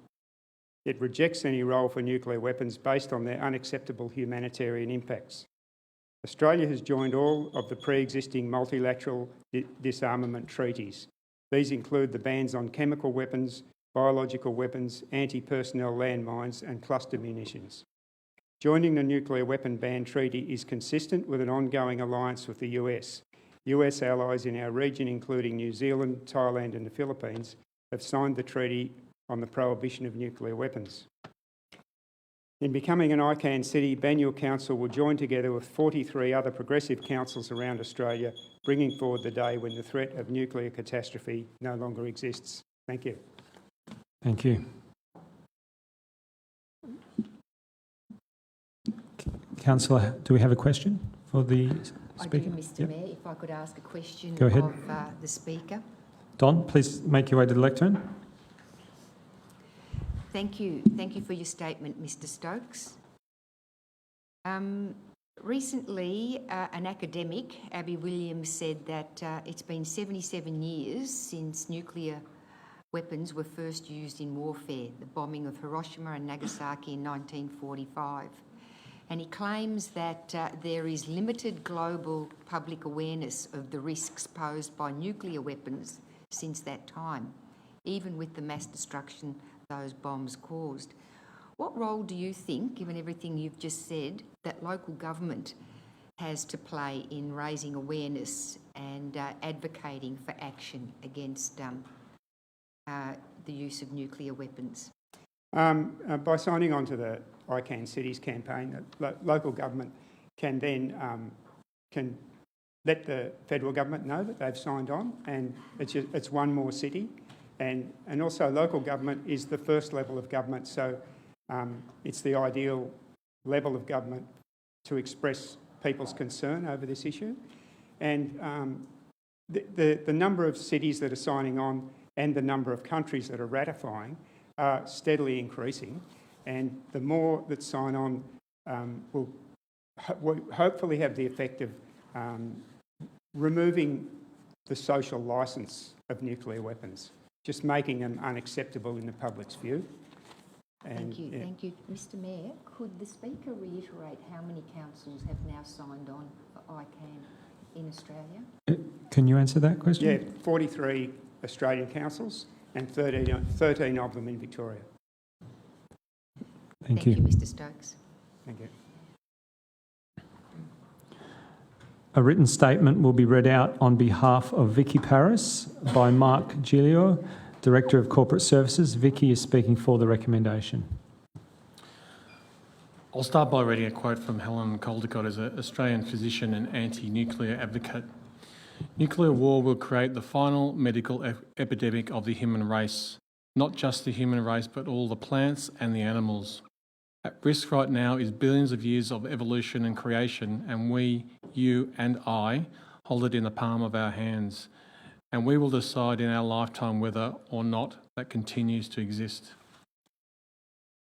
I stand with mothers and women across the world that find the threat of nuclear warfare and the perverse industries that prosper on the manufacture of such weapons the most abhorrent insult to our common humanity. This is an ordinary opportunity as a representative of our little Banyule community to stand up for the decency and join other councils across Australia and communities across the world to officially say no to nuclear weapons. Thank you. I now have a written statement that will be read out on behalf of George Paris by Darren Bennett, Director of City Assets and City Services. George is speaking for the recommendation. Thank you, Mayor. Who would have thought, this far after the Great War and after the massacres of World War II, the modern 21st century world would still be caught up in senseless and endless wars across so many countries and frontiers. Back in the early 1980s, when I was a young Australian Army reservist, I trained in the advanced infantry tactics for the rare likelihood of nuclear, biological and chemical warfare, training with historical footage of the likely civilian toll and ugly horrors of such evil technology. Back then, at the height of the Cold War, in an era of mutually assured destruction, we wished the world would eventually rid itself of such horrendous, nightmarish armaments. The move to a better era of international laws, rules, trade, and genuine fellowship. Alas, we still have global proliferation of even more horrendous weapons that can only cause mass suffering to even civilian populations.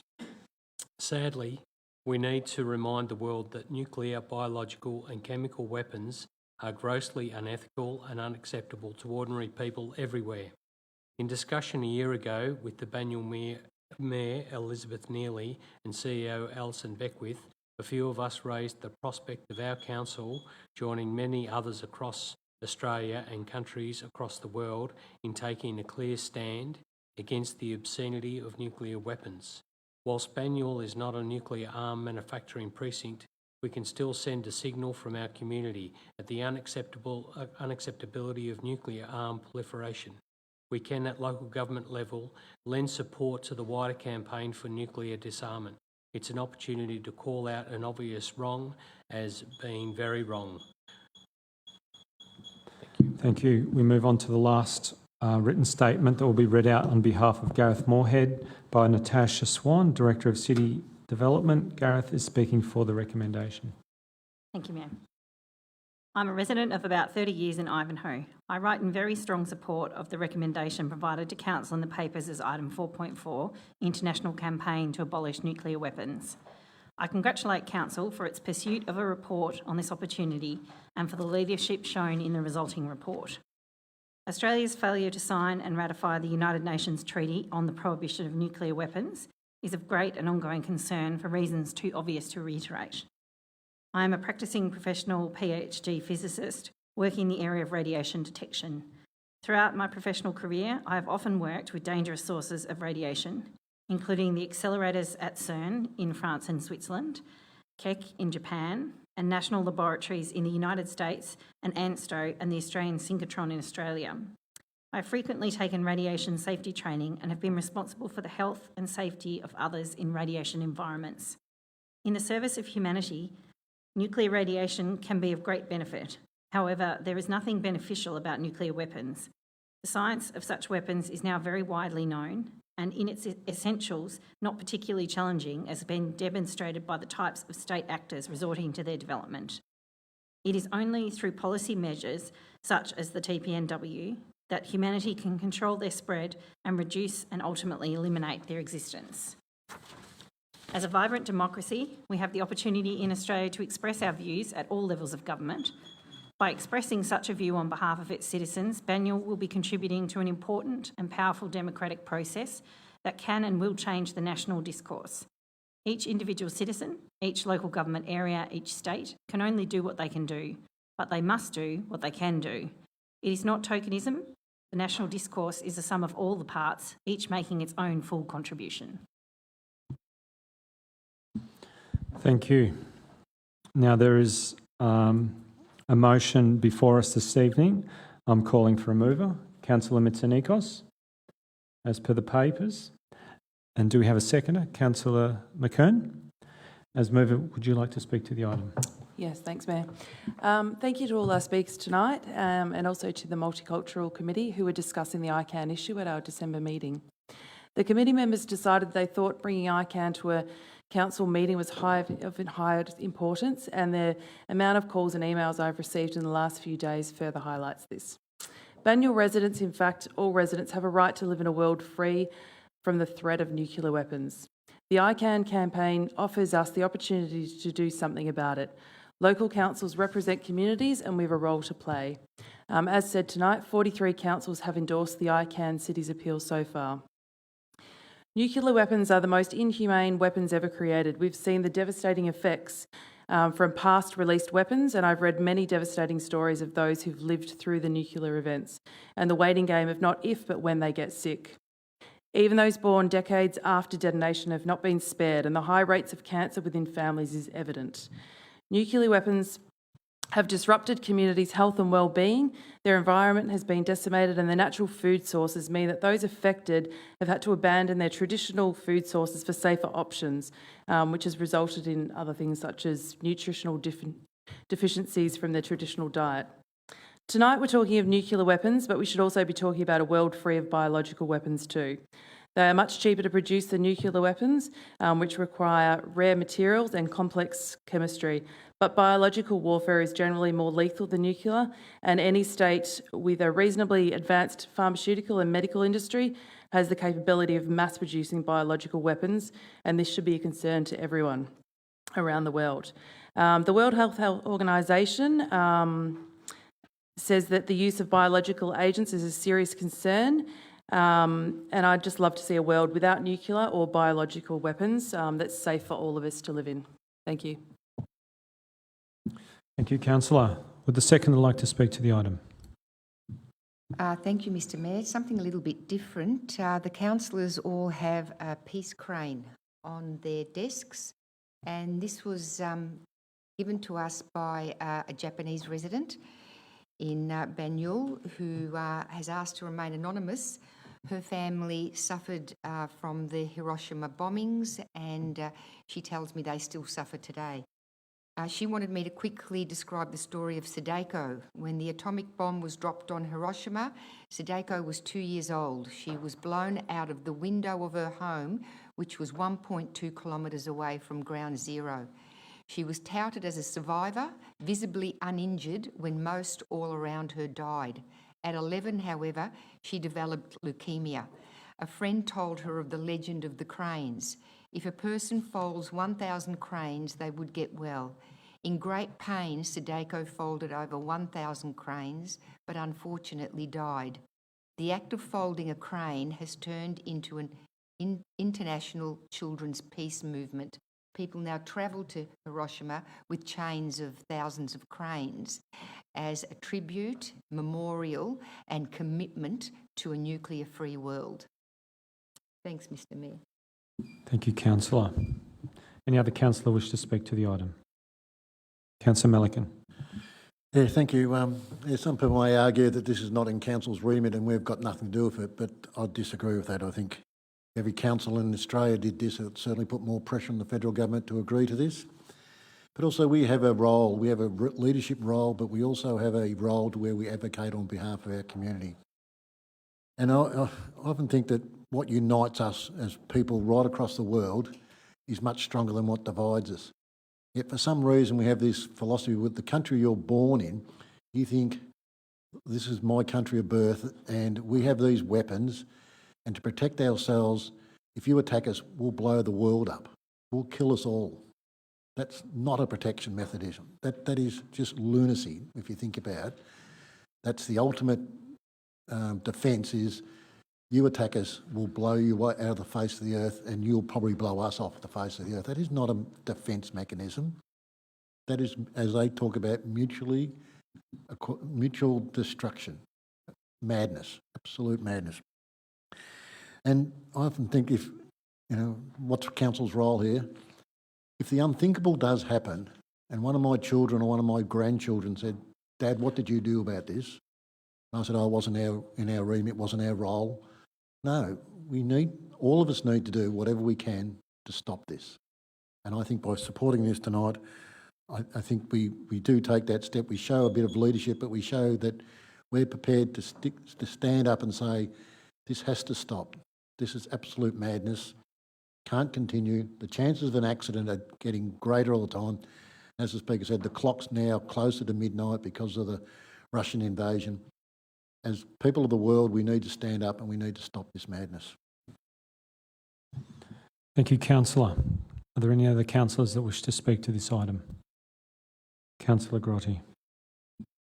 Yeah, thank you, Mayor. Look, I'd like to speak in favour of the item. Firstly, I'd just like to thank the community members who have advocated to the council on this, and 5 speakers is a very strong show of support from the community. We very rarely get that many speakers on an item, so it just highlights how much passion there is in the community for this. I'd really like to thank Councillor Mitsonikos through her role on the Multicultural Advisory Committee for guiding it through that committee, which is the appropriate committee, and then bringing it to this council. So thank you, Fiona, for your great work on this.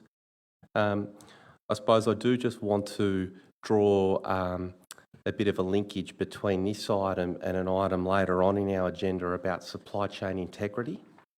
And part of the work that we're doing as a council around our supply chains and where we procure from is about procuring from companies, from countries, from regions with integrity. Because yes, this is important and it's got a symbolism to it.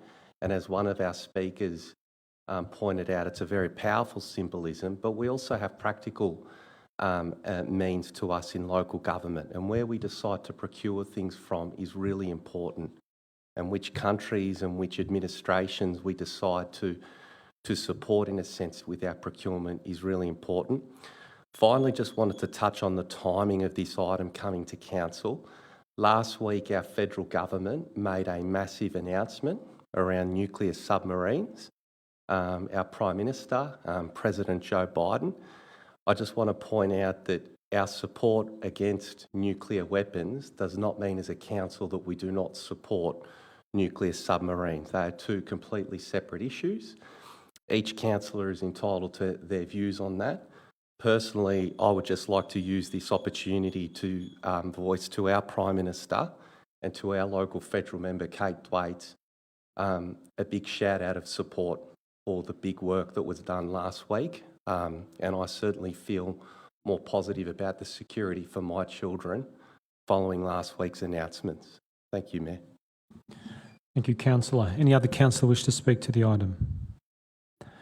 No. All right. Well, I'd also like to acknowledge all of the contributions tonight from the speakers, Don, who came, and all those others that sent their words in, those that sent messages to us throughout the week, and also to the Multicultural Committee that brought this to council.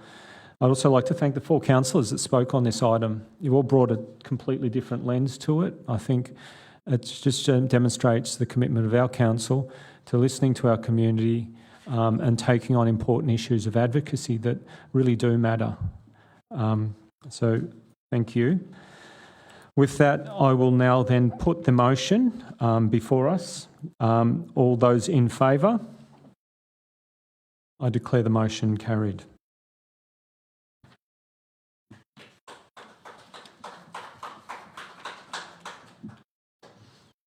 I now move on to item 6.1, response to Banyule Blitz notice of motion. There is one speaker on this item. Kevin Bagini will address the council in person and is speaking for the recommendation. Kevin, please approach the lectern. You have 2 minutes to speak.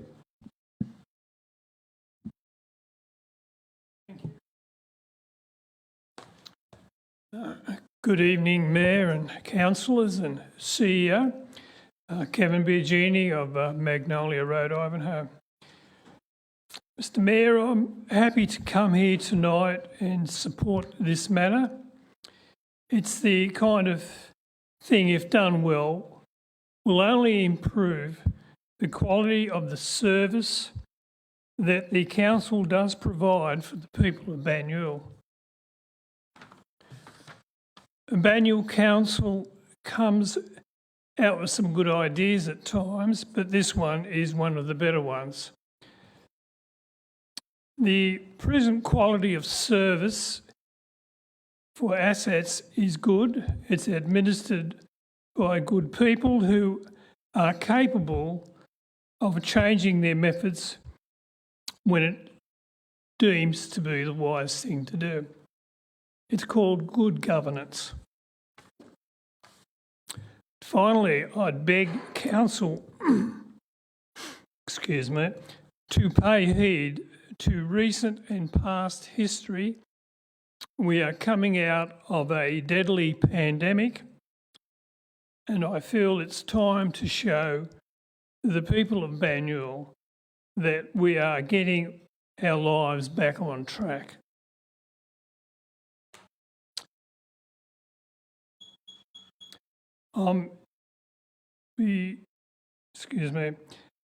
This initiative has been seen to be doing so will have a beneficial effect upon all.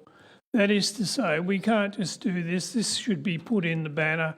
All the residents of Banyule must know that we're making an effort. We're not just overseeing the end of a pandemic. We're actually trying to spruce up the whole of the municipality and bring up the morale of the people who live here. I think it'll be a great thing for that reason. Thank you, Mr. Mayor. Thank you. I'm now calling for a motion. Do we have a mover? Councillor Garotti, as per the papers. Could I just foreshadow if this motion's not successful, I'll be removing an alternative? Okay, thank you, Councillor Melican. Do we have a seconder for the motion? Councillor De Morelos. As mover, do you wish to speak to the item? Yeah, thank you, Mayor. We'll take up the opportunity to speak. Look, we put this forward as a notice of motion late last year. Really like to thank the officers for bringing back a report quite quickly and timely, with some various options for the council to consider. Again, I'm finding myself in agreement with our speaker tonight, and it's been a few times actually on various items. But I think that some of the comments made were really salient. During COVID, people really were we were tied down to our local areas, and we were walking more, engaging more active in our local areas. People became more accustomed to the various issues and deficiencies of what they were seeing because they were more engaged locally, and that's continued. And what this is an opportunity is about responding to that. It's about saying in the Bundoora area, for example, along the Plenty Road, where we've got a lot of housing that's dedicated, rented out to students, and properties aren't, there's question marks about certain properties, and there's dump litter, dump rubbish. I had the mayor out there. We walked around literally in the space of 1 hour. We probably bumped into about 10 or so residents. All of them happened to know me, which was good, but made the point, Mayor, can you get that pothole fixed? Mayor, did you see that cracked footpath over there? Mayor, did you go around Redmond Court and see? And so those are the hot button issues that are important to our local residents. That's one of the core responsibilities of council. And it's not to say that we're not delivering that. That comes out in the report. But this is about saying, how can we possibly increase that level of service? How can we potentially trial an increase in that level of service through this program? And we've got success in this. We've got form and success in this with graffiti, where we trialled a hotspot program of graffiti removal many years ago. And that was an overwhelming success. And I've certainly seen the number of queries coming through to me now as a councillor around graffiti reduce. And we were able to do a pilot program and transition that into ongoing operations. I know there are some concerns around the price tag of this. It is quite sizable, but we're not resolving to spend on that tonight, councillors. This is being referred to the budget process. So we will weigh this up along with all the other priorities in balancing a budget and coming back to our community. And I really think that this program is worthy of being weighed up against everything else that we're deliberating on as a council. And I think our speaker really reflected some of the feedback on the community on that. Thank you, Mayor. Thank you, Councillor. And would the second like to speak to the item? Yes, thank you, Mayor. Probably reflecting a lot of what Councillor Garotti has said and the Speaker. This is definitely something that's beneficial for the long term of council, because it may be a trial of over 12 months, but being that it's also part of a 2-year strategic plan to see what we can consolidate, what each ward needs to be focused on during that trial. This is the measure that's going to allow council to work against, to be able to be better efficiency-wise. That didn't even make sense. Be more efficient with the operations going forward. And very much like Councillor Garotti said, it's a trial. It isn't a small price tag, but it definitely will be beneficial to the council's long-term strategy and operation. So I'm all for this, and I'm fully supporting this going forward, and looking forward to it getting approved tonight and then discussing it at the budget period. So thank you. Thank you, Councillor. Any other councillor wish to speak to the item? Councillor De Pasquale. Yes, thank you, ma'am. Speaking in favour of this trial tonight, I think it does remind me of the graffiti trial that we did initiate several years ago, where it took council on behalf of the community to make a little bit of a stand, because back then, Mayor, what we had was, look, council was committed to removing graffiti off its property, but it didn't have any authorisation to remove it off power poles, light poles. One example would be even the Watsonia substation in Bakewell Ward. You can't touch that, or council couldn't touch that. So what that did was it allowed councils, so if council was committed through the community to remove graffiti, it allowed council to have conversations with the power company and the state government, and to say, hey, how can we come up with a strategy that we can also take graffiti off that infrastructure as well.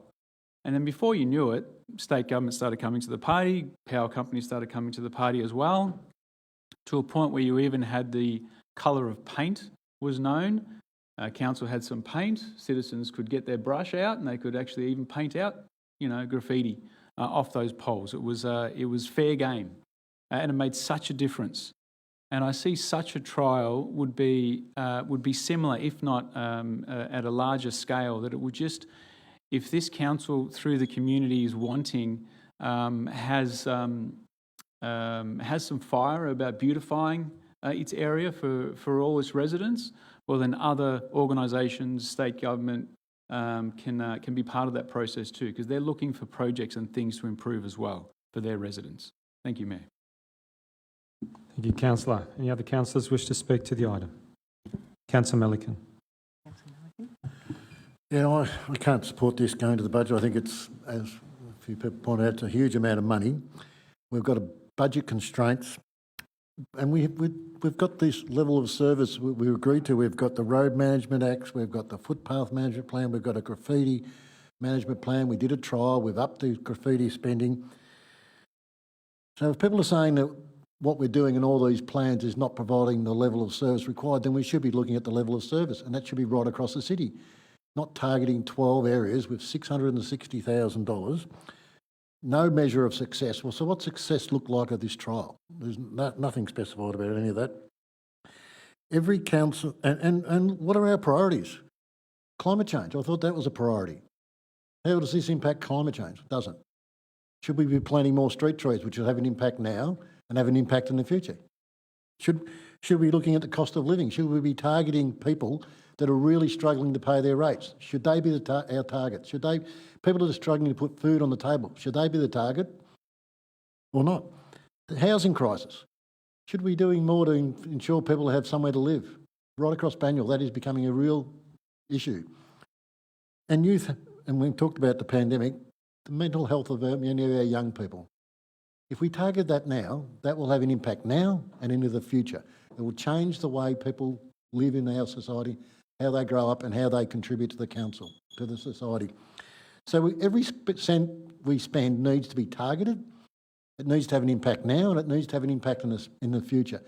To have officers wandering around 12 selected areas looking for things to do, which is basically what this is, and other areas and other things that are priorities suffering because of lack of funding. I cannot support that. We need to be more strategic. We need to make sure every cent we spend has an impact now and into the future.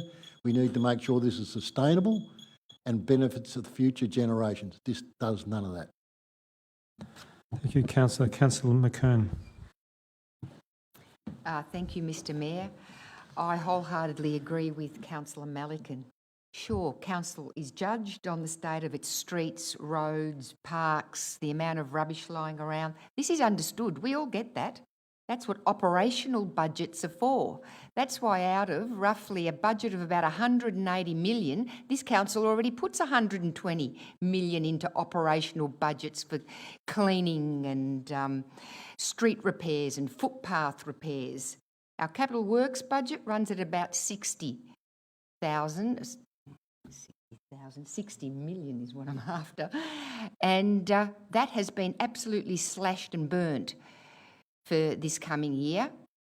And yet, look at what we're doing, looking to put money out of capital works into operational.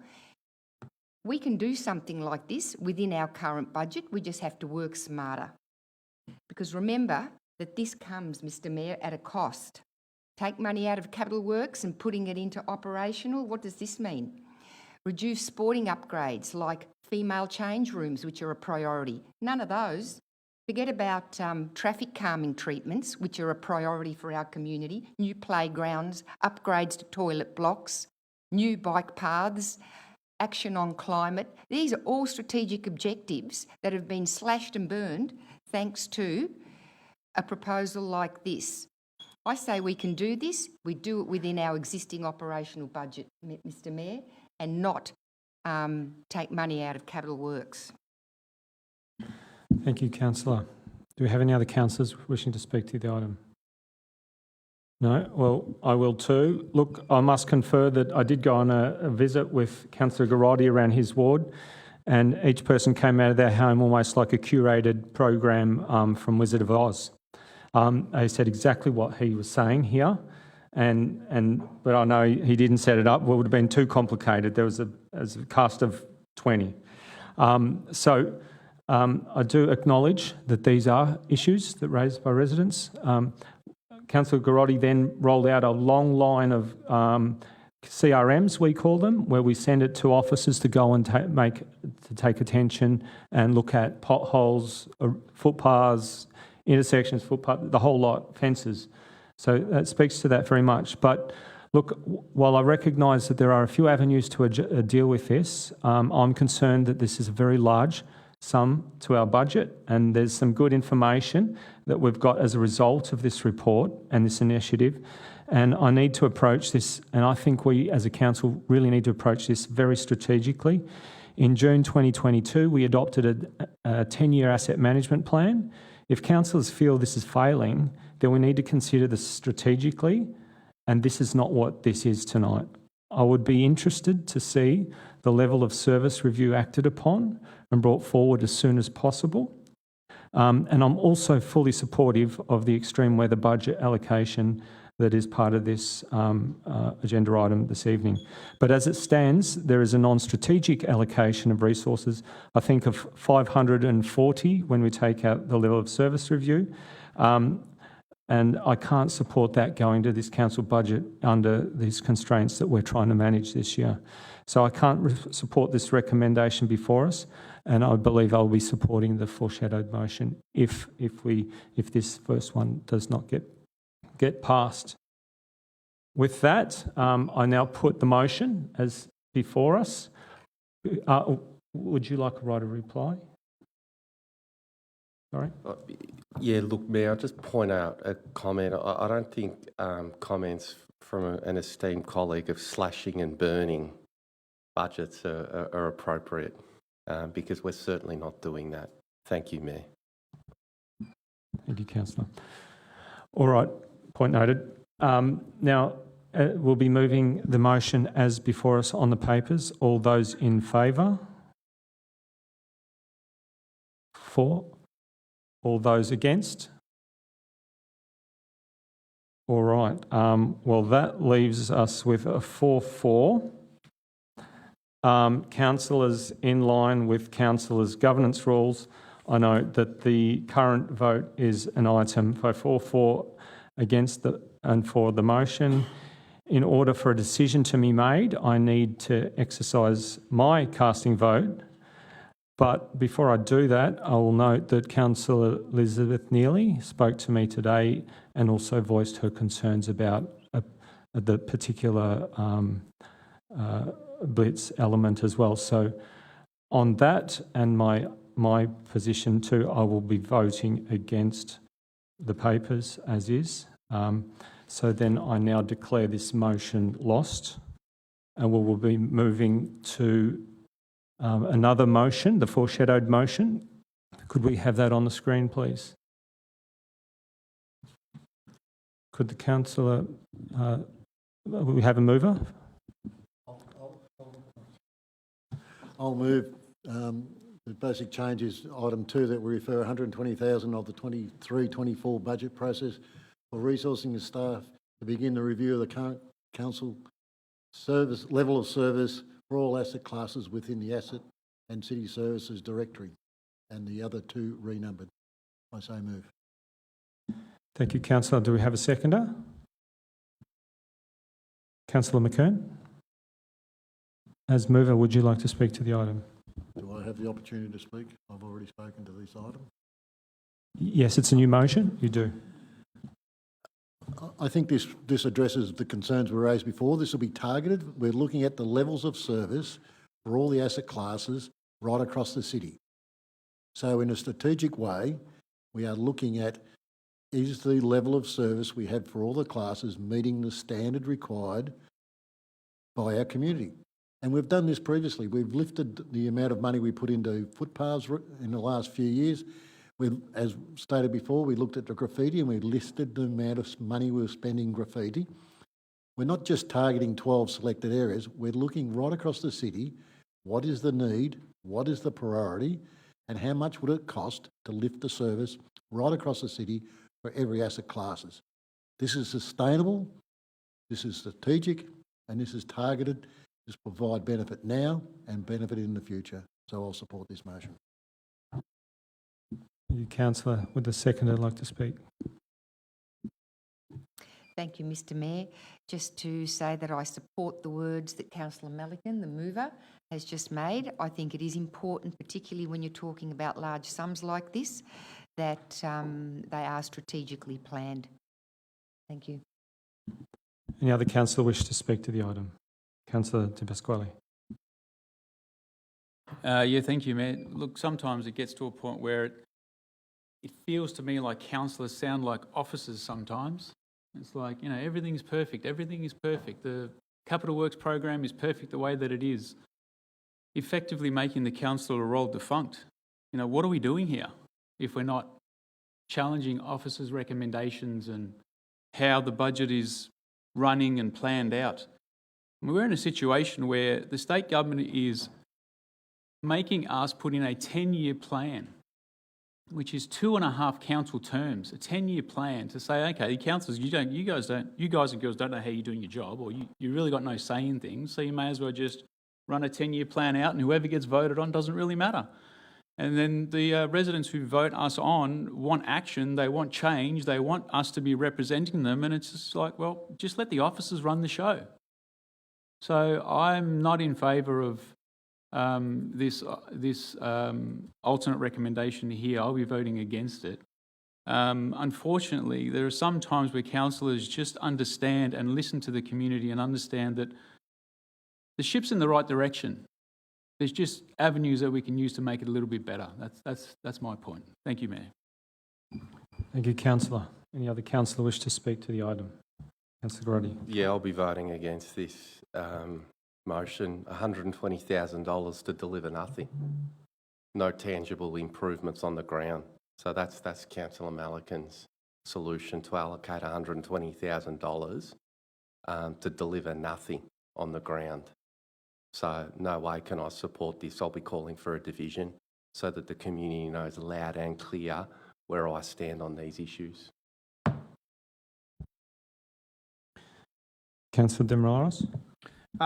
The strategies definitely was there, definitely with the first motion, and very much I agree with Councillor Garotti that there was a tangible thing that gives a measure for officers to work against. Giving 240,000 over the 2 years and another 100,000 at the bottom is it's without the tangible beginning. it's missing the first ingredients, which is that measure. So I'll be voting against this too. Thank you. Thank you, councillor. Any other councillors? No, I've got a question for the director, relevant director. Did the first motion that we had before us previously have these elements in it that we'll be accepting on this version of the motion? Yeah, yes, that's correct. First motion had the allocation for the review of the level of services. Okay, thank you. I'll just speak briefly. I'm supportive of a couple of the elements that came out about as a consequence of this blitz moving forward. I think this is a considered strategic approach. We've identified that there are some gaps in the level of service on some of the areas, and this coming to a briefing, I think, Councillor Garotti, it might not be everything you wanted, but what it has done is flag that there are gaps that we can improve, and I think we really do need to take action on those. And I think this is a very strategic and considered approach to doing that. The level of service review, we've got our asset management plans in the background, and I look forward to moving forward on some of these level of services, not in 2 years' time, but as soon as each one's done. So I'll be speaking to officers about making sure we get action as a consequence of this, not at the end, but as we get sections of this done.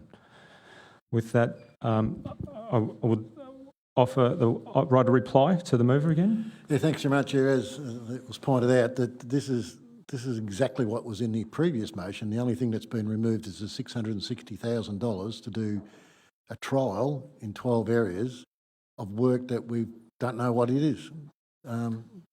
You could say the same about any strategy. Don't do any strategies, that's just a waste of money. It doesn't give you anything on the ground. Well, we do a lot of strategies, and strategies dictate our priorities and how we spend money. To have a strategy, how are you going to improve your level of service, to just allocate funds for 12 areas, $660,000 for a year trial is not strategic, it's not good use of resources and not sustainable. So I'll support what was in the previous motion, which the majority of council, people supported previously. The only thing that's happened here is we removed the $660,000 to target 12 areas. I'll support this motion. I'd hope that my fellow councillors would as well, because this is a much better way of spending very short funds in a very budget-constrained council. Thank you, councillor. With that, I now put the motion. All those in favour? 4 votes. And all those against? 4 against. So once again, we find ourselves... Sorry, Mayor, I'd like to call for a division. Yes. Would all councillors voting for please stand?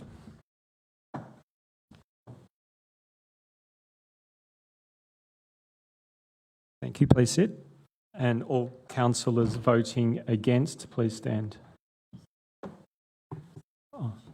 Councillor General Mark, you should be naming. yes, Councillor Mark Di Pasquale, Councillor Garotti, Councillor Fiona Mitsonikos, and Councillor De Morelos. Could we please have those voting for this stand again? I'll call the names out. Councillor Champion, Councillor Melican, Councillor McKern and Councillor Castaldo. And as a casting vote, I will stand as well.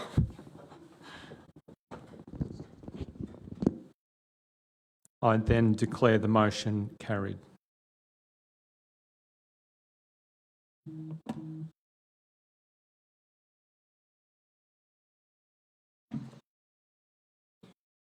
We now move on to the next council agenda item 6.2, annual residential parking permit policy. There are 3 speakers on this item. Kevin Hill will address council in person and is speaking against the recommendation. Kevin, please approach the lectern. You have 2 minutes to speak. Mr. Mayor, with your indulgence, could I go after the first speaker? Yes, absolutely. Next we have Tom Connolly, he, him, they, as the Chief Executive Officer of... The same person as previously. Is Tom here? No. Okay, so Tom's not here. Would you like to speak now, Mr. Cavan? Oh, Roger Fife. Would you like to approach the lectern? You have 2 minutes. You're speaking against the recommendation this evening. Thank you, Mayor. I'm against the recommendation. This outcome results from a failure of process. Publicity generated diminishing returns. Face-to-face, 15 people. Phone calls, 42 calls. Emails, 10 from submitters. Shaping Van Newell, 140 hits. Petitions, 100 signatories on the 5th of December, 168 on the 27th of February this year. Total council, 200 input. Petitions against, 268. Promises to inform the broader community did not happen. It is important to note that the 216-2020 policy can be extended until changes can be incorporated. This draft policy does not address failures to manage current parking permit zones, failure to respond to new business models such as hire car vehicles on residential streets, hockey stick marking of driveway entrances. Streets with time parking have no restrictions on the opposite side of the road. Provision of hockey stick markings on both sides of these roads is required. Funding of marking and maintenance from parking permit revenue should be investigated as a budget measure. Individuals have also abused the limited untimed parking situation. The 2023 draft policy is not fit for purpose. It requires substantial amendment. In adopting the 2016 policy, Council has set strict conditions for any future review. In 2023, were you councillors consulted? It is now up to you to decide whether this revised 2023 policy is fit for purpose. And going back to the 2016 resolution, it was made clear they should not promote shifting of vehicle parking permits from one precinct to another. And I'm happy to take any questions. Thank you, Roger. Is there a question for the Speaker this evening? Councillor Garotti. Yeah, Mr. Fife, thank you for speaking tonight and thank you for trying to inform councillors of what's going on. What do you want, and you know, in a sense, speaking on behalf of the 260 petitioners, what do you want council to do tonight? I would like council to recognise that the policy process was flawed from the start. It was internalised. It was presented to councillors without their being directly involved in its preparation. No lessons were learned. When the revised policy was prepared, it was already a document that is date stamped the 27th of January 2023. Again, I don't believe councillors were involved in that policy document. So, is it too much to hope that, having heard previous speakers on items, that our elected representatives can require council officers to respond to community concerns? Because I've busted a gut over the last 10 months and I've got bugger all satisfaction. Pardon my French. I'm leaving it to you. Any other questions, I'm happy to answer. Any other questions? Councillor Malikan? Roger, I attended the consultation meeting they had just next door when you were there. Your main concern that evening was the merging, or the merging of the three zones, or the potential move, and that was your main concern. This report doesn't do that. I thought that would satisfy your main concerns with the new policy. That is the slippery slide that anyone who takes the officer's recommendation goes down. No, they're not proposing the amalgamation of 59, 60 and 61. What they are proposing is the slippery slope, that if you live on a road where prohibited parking restrictions apply and you have difficulty getting access to parking within your precinct, you can apply for permits. So that is the slippery slope, because I suggested to councillors, ask officers, and they're here tonight, ask officers how many stretches of road within the city of Banyule with prohibited parking. Let's forget about the 200 metres, that's a rubbery figure, and it's been put up to advantage a very small group of east side of Waterdale Road residents who have perpetuated, accepted by officers, a myth that females residing in the east side of Waterdale Road can't walk safely to their home, having to park in Ivanhoe Parade or Clifton Grove or the council car park here or the council car park by Bryant Reserve. That's rubbish. I've pointed out time and time again the parking restrictions in Ailsa Grove, in Green Street, and thankfully no restrictions in Ford Street. They expire at 6 p.m.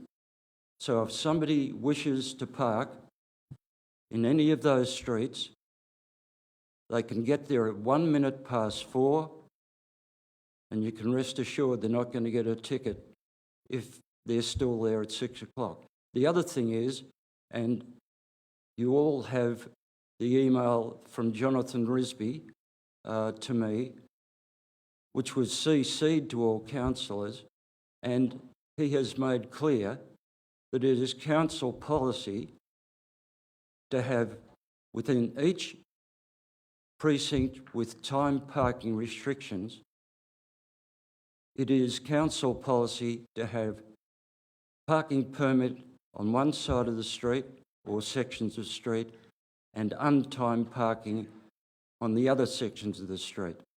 So those residents can park at any time in the untimed section of the street. So that's why I specifically targeted that slippery slope attempt to try and get you to waive this policy. Thank you, Roger. Could we wrap up now? Thank you. Yep. I'm happy to answer any other questions. Do you have another one, Councillor Malcolm? As you said, that people could apply to be parking in a different zone if they had certain restrictions and other qualifications, but it's at council's discretion when that is allowed. Can I ask the appropriate director about the implications if we don't do these, we don't make those changes, please? Could the Director of City Services please answer the question? Thank you, and through you, Mayor. There's a proposed clause to be added to the policy that we're recommending this evening that allows for the issuing of a permit in a neighbouring zone for those residents that find themselves in 3 specific circumstances relating to the restrictions in their street, the distance that they would have to travel to find alternative parking arrangements. And part of that assessment with this policy being a council policy and under our legal obligations, we did the gender impact assessment that's required to be done of all council policies, and issues of safety, particularly for women and other vulnerable members of our community travelling back to their home, is a matter that we need to give consideration to and have regard for. And we felt that this clause was an alternative consideration to one that looked at the only other alternative being effectively the merging of parking areas. That would be the only other way that you could create a situation where a person could park over a broader area. And certainly we heard loud and clear from the community that merging of parking zones was not something that interested them in terms of a reform to the policy at this stage. Thank you. Thank you. Is there any other further questions? We have a speaker standing at the deck still. Councillor McKern. Thank you very much, Mr. Fife, not just for tonight, but also for the work you've done in the past. I know I've been on a tour with you, I've met with you, I've listened to what you have to say. My question is a more general one because it does concern me, your comments in relation to residents on the east side of Waterdale Road. How important is it for you as a resident to have your comments and opinions heard and acted on regarding this matter?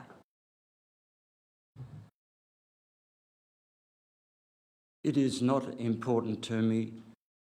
I'm exhausted. I spent most of the last few weeks working on this very flawed proposal. I will sleep well tonight. If I can't convince you councillors, and you just heard sophistry, an explanation about assessment of safety to women. I've provided the answer. I've provided it multiple times and they haven't listened.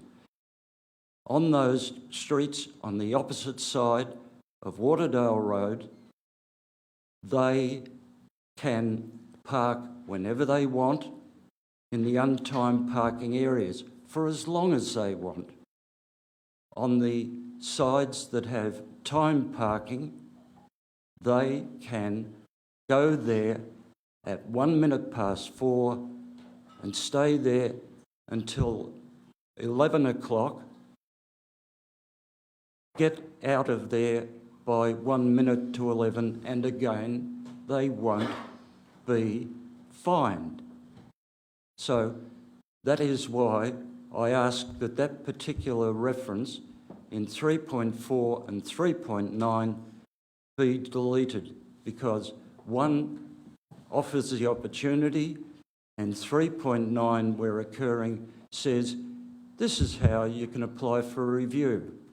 And again, a question I suggest for officers is, in coming up with that, those clauses in 3.4 Thank you, Roger. 3.9, This is getting a bit off the question that was asked. It's related entirely to it. How many other sections of prohibited parking roads in Banyule have officers done the research and said this will apply?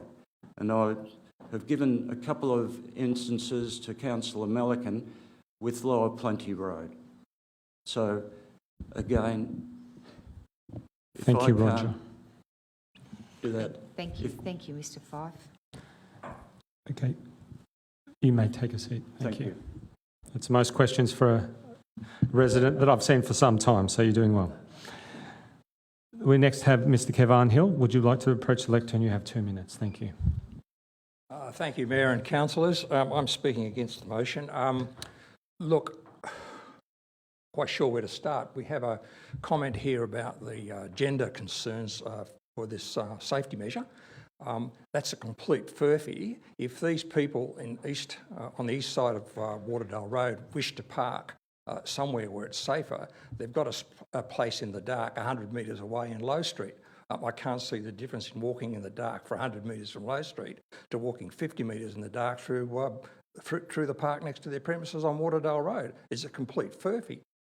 Also, there's no consideration for old people like me, frail guys like me, having to walk in the dark. I mean, how terrible. This is just ludicrous stuff that comes to the council. I'm simply saying this, that I have complete respect for what Roger's done. I think he's done a magnificent job in dissecting the process, and that's great. But the practical outcomes are horrendous. You've got safety issues to do with children and other pedestrians in Low Street and Ailsa Grove that this will just compound. If you take away the parking places for people that currently park there, and we went through this in 2011 and 2016, where are they going to park? It's not going to change what happens in the street. You're going to fill the street with more people who want to park longer, who live on the east side of Waterdale Road, who've got garages on their premises, who've got parking in the rear, who've got a council car park immediately to the rear of the property behind the shops, and have got all the car parking that sits around the Ivanhoe Town Hall. What a complete furphy. You're all being sold a total pup. Now, what I'm simply asking is, whatever you do, consider what you did in 2016. That is, carve out the Low Street, which is a unique street, a very short street right next to the school, and carve out Ailsa Grove and leave it as it is with the parking restrictions as they are. Thank you. Thank you, Mr. Kevan. Do we have any questions for the Speaker? No? Now, I'm now calling for a motion. I believe there are a series of amendments on the recommendation that was in the papers. Councillor McKern? I'm just hoping I can ask the Director of City Development Yeah, go ahead. a question. Excuse me, Director, could you kindly comment on the so-called furphies that have been raised by the speakers? We have this situation in zones 59, 60, 61, and I think we need more clarification here. They have suggested to us, the two speakers concerned, that that there is potential to park safely within close walking distance from their homes. They've mentioned the parking restrictions, parking at what was it, 4 o'clock or a minute to 6, and having that extended parking. My concern here is that I've also heard what residents on the east side have to say. And when they're parking at the town hall, because there are no restrictions there, or certain spots there are no restrictions, they're actually phoning family members to come and pick them up because they don't want Councillor, do we have a question? Yes, walk down the 100-metre laneway where there's no chance for no escape route. We need to be clear about what parking is and isn't available that is safe, convenient, on-street parking for residents on the east side of Waterdale Road, who unfortunately are not here to represent themselves. But we need clarification because I, for one, am feeling somewhat confused. Can you please provide that, Director? Did you find the question there? Clarification. If you could clarify the question, In that would be helpful. response to the speaker's comments, who believe there is safe, convenient parking for people on the east side of, and that's regardless of parking behind their residences, that they're off-street parking. I'm talking about on-street parking. Well, I guess the views of officers are contained in our report. There's two parts to the issue of safety. We have received feedback from communities saying that they don't necessarily feel safe in all situations. One of those points of feedback was provided by someone that we understand is a resident along Waterdale Road. We also received that feedback in an anonymous de-identified sense through our online surveys, which is a perfectly appropriate way to provide feedback. So I couldn't speak to whether they're also in that particular set of circumstances. But aside from that, the gender impact assessment that we've undertaken, which is part of our legal obligations with the new gender equity legislation, requires us to consider all of our policies and look for any unintended impacts that those policies have that would disadvantage one gender or the other. It's a new process. It's new legislation, as you'd be aware, adopted by the state government in the last 2 years. And a policy such as this has never experienced that review process. That certainly was first and foremost in our minds when we identified this as a key potential for safety for members in our community parking their vehicles. There are, of course, other members of our community who have access and mobility issues that we do consider when we draft this policy, but we have drawn attention to this one in particular as being a new matter and issue that was in our mind when we were drafting this policy for Council's consideration tonight. Okay. Thank you. You happy with that? I'm not sure that it shines further clarification other than to suggest that when the 2016 policy was Councillor, we have the opportunity to speak in a minute. Okay. Okay, thank you. I'll wait my turn. All right. Now we have, I think, a recommendation that's been amended on the screen. Could we please put that up? That's as the papers, but do we have a mover of an alternative recommendation?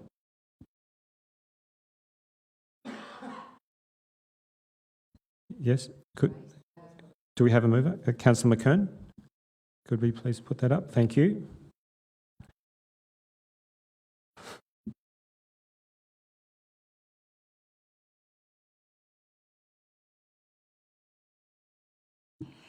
residential parking permit policy 2023 with a commencement date of 1st of July 2023 with the following amendment.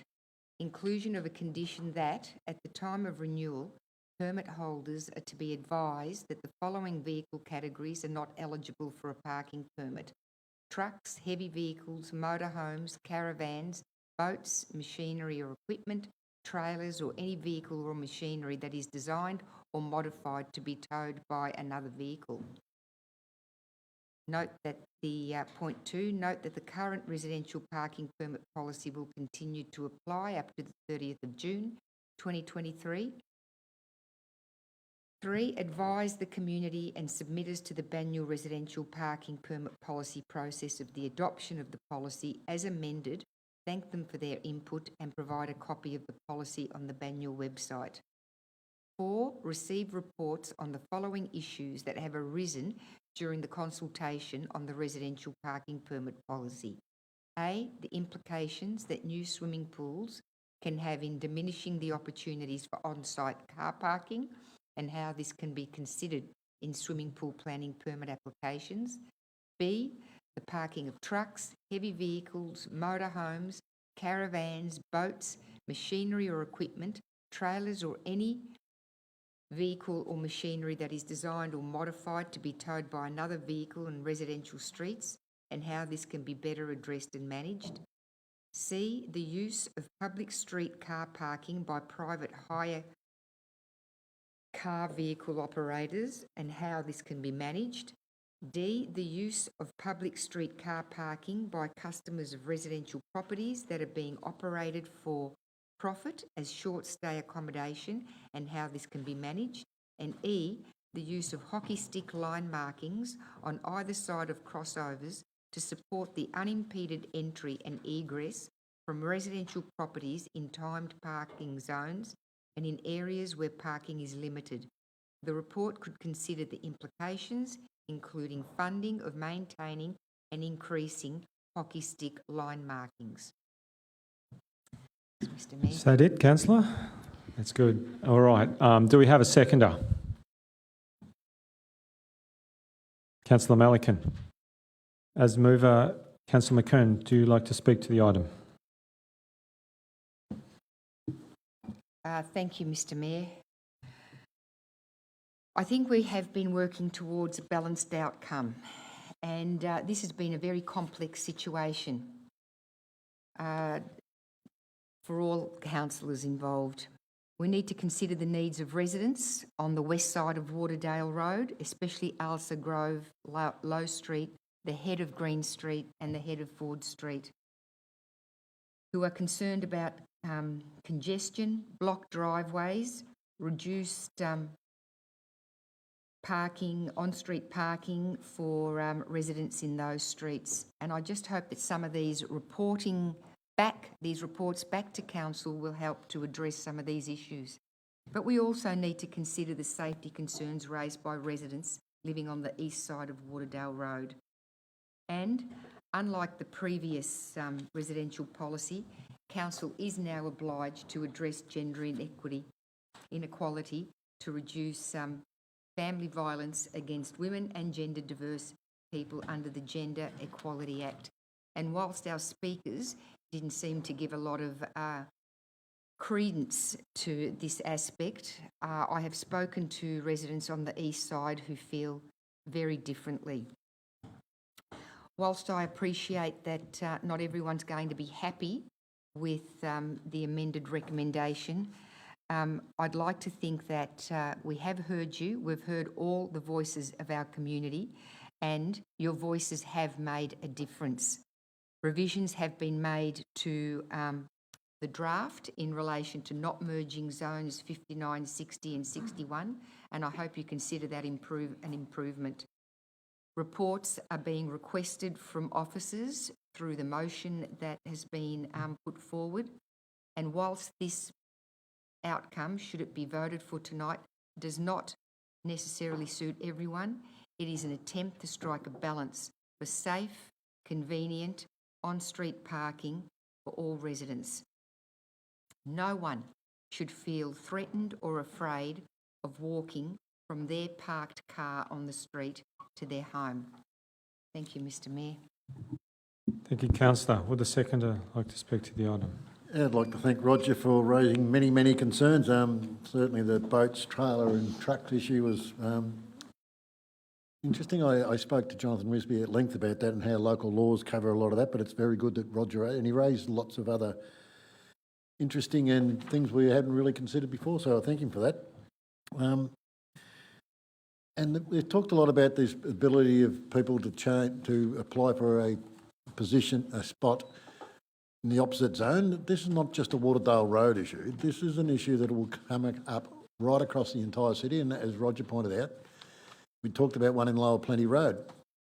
So, and it's at council's discretion whether they are awarded that. So they will look at the circumstances, and we will find in other parts of the city where it's quite appropriate for someone on the opposite side in a different zone has a permit in the opposite zone under certain circumstances, and that's appropriate, I think. I don't think it's a slippery slope. I think it's a logical inclusion to accommodate those circumstances. But the big change that no one talks about is the fact that we're going from 4 permits to 3 permits per house. That's the biggest change in this. No one talks about it.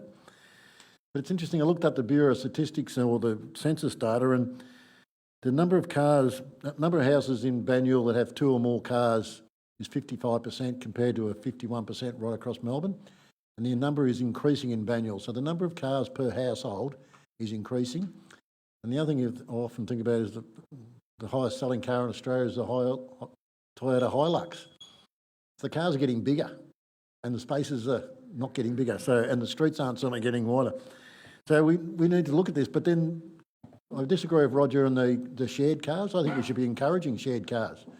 Why wouldn't you encourage a shared car in your street so 10 families on that street don't have to buy a second car because there's one available in their street? Reduces the demand for parking right across the whole area and reduces the expenditure of people who have to buy a second car. So I think we should support that. So I know Roger's not happy with this, but I can assure you, Roger, we've considered this very carefully, and I thank you for your input. It certainly has made a difference. And I know you're not fully agreeing with this, but we have considered it, so thank you for your input. Thank you, councillor. Do we have any other councillors that wish to speak? Councillor Grotti.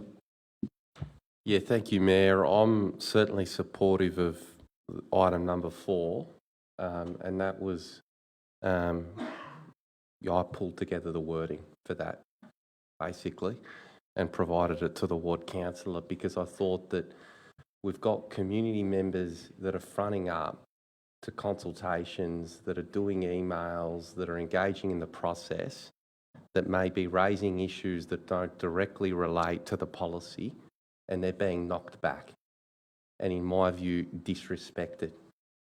Very valid queries being raised, and it happened to me as a councillor. So for me, it's important that if we're going to go out there and consult with the community and we hear feedback that doesn't directly relate to the topic at hand, that we nevertheless accept that feedback, respect that feedback, and at least have a process for working through it. In terms of the amendments to point 1, they probably don't hit the mark, unfortunately, for the speakers tonight and the 260 odd residents that petitioned, but that's the reality of the makeup of the group and what's going to get voted on. And I'm sorry I couldn't deliver for the 260 petitioners. Genuinely sorry. Thank you, councillor. Are there any other councillors? Councillor Mark De Pasquale. Thank you, Mayor, for getting my name correct. Fantastic. You've had a bit of practice now, haven't you? I'm a bit perplexed with regards to understanding the toings and froings of this agenda item. I was expecting in the month previous that the Banyule residential parking permit policy, I would be getting emails and phone calls about the cost of permits and the number of permits per household and where the permits are and, something of an update on the 2016 policy. But I didn't get any of that. So as the Bakewell Ward councillor, the Greensborough representative, I have not received anything with regards to any shortcomings with regards to the policy as it was and also this current policy as it is going forward. So, having said that, I'm quite comfortable with regards to the direction that the policy is going in, or had been implemented in 2016, and how it has continued to go and be there at use for the residents. There is a bit of a change, but nobody's talking about that with regards to the number of permits. What I'm perplexed about is the use of terminology, use of language to impose that councillors are a bit moronic with regards to our interpretation of these parking policies, and how officers aren't possibly doing the right things with regards to the community members and the consultation. Where I've read and I've followed in the reports that the 3 sections which this is under, and I should really rename this, instead of the Banyule Residential Parking Permit Policy, it should be the Waterdale Road Residential Parking Permit Policy. Because there is a problem there with parking, and that needs to be taken care of. But this policy is not the way to take care of a parking issue like that. So that's the problem I'm trying to get my head around. Why hasn't that been taken care of? Why hasn't that been all those issues been taken care of? Look, I can say a few other things, Mayor, but for my residents, I need to move this policy forward, and I hope that these issues will be taken care of by officers. Thank you. Thank you, Councillor. Do we have Councillor De Morales? Thank you, Mayor. Firstly, thank you to all the people that have raised issues, because this has had some significant changes and definitely brought up some things that need to be discussed at council with all the changes that have going forward, the car share, and definitely there's a lot more there that Councillor Garotti has put together. So very much thank you for that feedback. I have sentiment with what Councillor Garotti said. It's a shame that there's that not all your concerns have been met for those individuals, but as Councillor Di Pasquale mentioned, this is a policy for the whole of Banyule, and very much I'd like to see this particular area, Waterdale Road, taken care of, but I also agree that this needs to move along for the rest of the council. So I hope that moving forward that the community down there can find something with the council and officers moving forward. So thank you. Thank you, Councillor. Are there any other councillors? No? All right, well, I'm going to take up the last spot. I'd like to thank all people that participated through the consultation, particularly the 2 that are here present tonight, Roger Fife and Mr. Kevin Hill. If I could give awards for people that contribute to a subject matter, you 2, especially Roger, would get it for an extensive amount of effort you've put into advocating for residents on this. But I will say that I am fully supportive as well of the considered and well-balanced review that has gone a long way and worked very hard to consider all feedback. I'd like to note the general support of the parking plan and the reduced permits from 4 to 3, as Councillor Melican noted.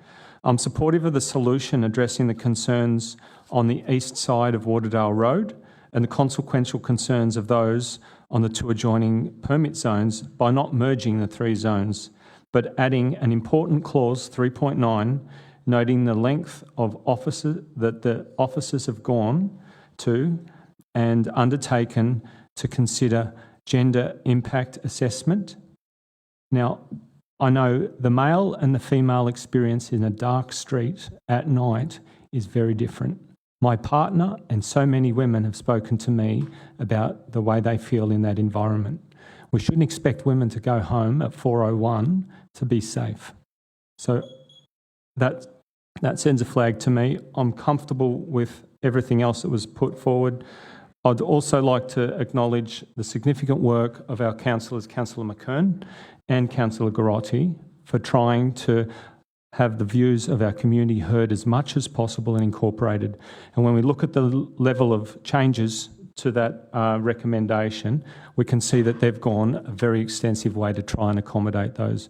But it's important that everyone is heard, and I'm supportive of the amended recommendation. With that, I just give the right of reply to the councillor that moved it.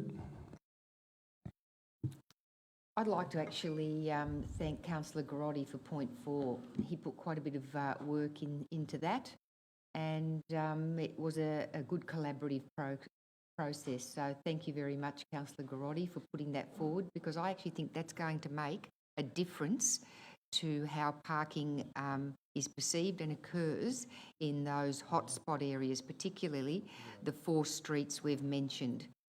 So good team effort there, and once again, thank you for putting those words into writing. Thank you, Councillor. I now then put the motion. All those in favour? I declare the motion carried. We now move on to item 6.3, Ivanhoe Grammar School Public Access. There is one speak to this item. Sorry, Mayor, I have to excuse myself. All right. Look, I'll put forward an adjournment. All those in... Oh, all right. We have a conflict of interest. Councillor Demorales would need some time to be removed from the room. Thank you. No. Yeah. There was a rush of councillors requesting some time off, but we'll move forward. Could someone please close the... Do we need to close the doors?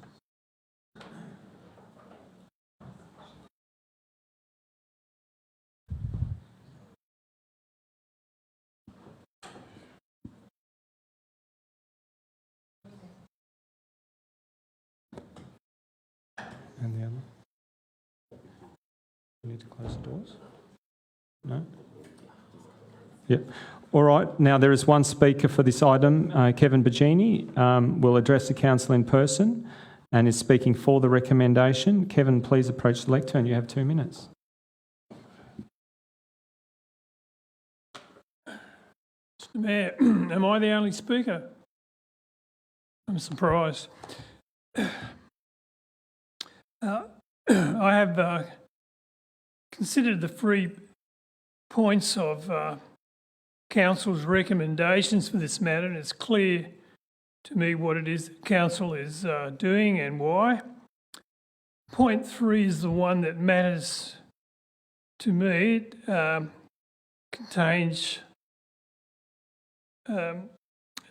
consists of negotiations with the school in regard to community access. And I have to say, Mr. Mayor, after some of the previous things we've discussed, matters such as this cause a great deal of difficulty for councillors and officers trying to come up with a happy ending for both parties, in this case, the local residents and the grammar school. I've always held the grammar school in particularly high regard in the 25 years I've lived in Ivanhoe. I think it's a very good school and consists of much more than fine buildings made of bricks and mortar with good grounds of manicured lawns, well watered and all that sort of thing. The school itself is a picture. You could probably do a Harry Potter movie in there, I would imagine. But it's much more than that. They give excellent education. They turn out some very fine people. Some of the older students from the Ivanhoe Grammar have come out and earned high distinction in their later life. So it says a lot for the school. One of the qualities of our way of life, Mr. Mayor, is the open democracy that we live in. We have respect for one another. We have freedom of speech, and we look at each other in regard to what we are and what we can do, and not how we dress and the colour of our skin. It's a very good society that we live in. Ivanhoe Grammar School instills these qualities in its students. I say that on its behalf. But in this matter, I think more of the rights of the residents who live in the area, and that's why I think we should stick to recommendation 3, is that we should negotiate in future with the grammar school, but do nothing until we come up with a better plan. Thank you for the extra time. Okay, I think we have a question for you. Yes, Councillor McKern has a question for you. We missed you. Yes, Councillor. Thank you, Mr Mayor, if I can. Thank you, Mr Bagini, for your very complimentary comments regarding the school. They are well deserved, Councillor. Well done. I hear your support for point 3 of the officer's recommendation. Do you have any thoughts on points 1 and 2? None that I'd like to share with Council. Okay. So if I'm hearing correctly then, continuing negotiations is something you'd like to see happen between Council and the school? Yes, council will have history of the grammar school coming back over different matters over the years. It has happened half a dozen times that I've seen. And I'm quite happy for council to negotiate further with the school. But until then, the rights of the local residents for access to in that area, that must stay. Thank you, Mr Virginia. You are most welcome, Your Councillor. statement shows incredible foresight and understanding of the matter. Thank you, Councillor. You'll have an opportunity to put your views across in the next section. I am now calling for a motion. Do we have a mover? Councillor McKern, is there an amendment to the recommendation? I believe there is, Mr Mayor. Could we please see that? Thank you. Like magic. And that is that council, given the high price of the land, continue negotiations with the school for alternative means to achieve a public access track broadly in line with the prepared concept plan for access from Elphin Street to the boulevard.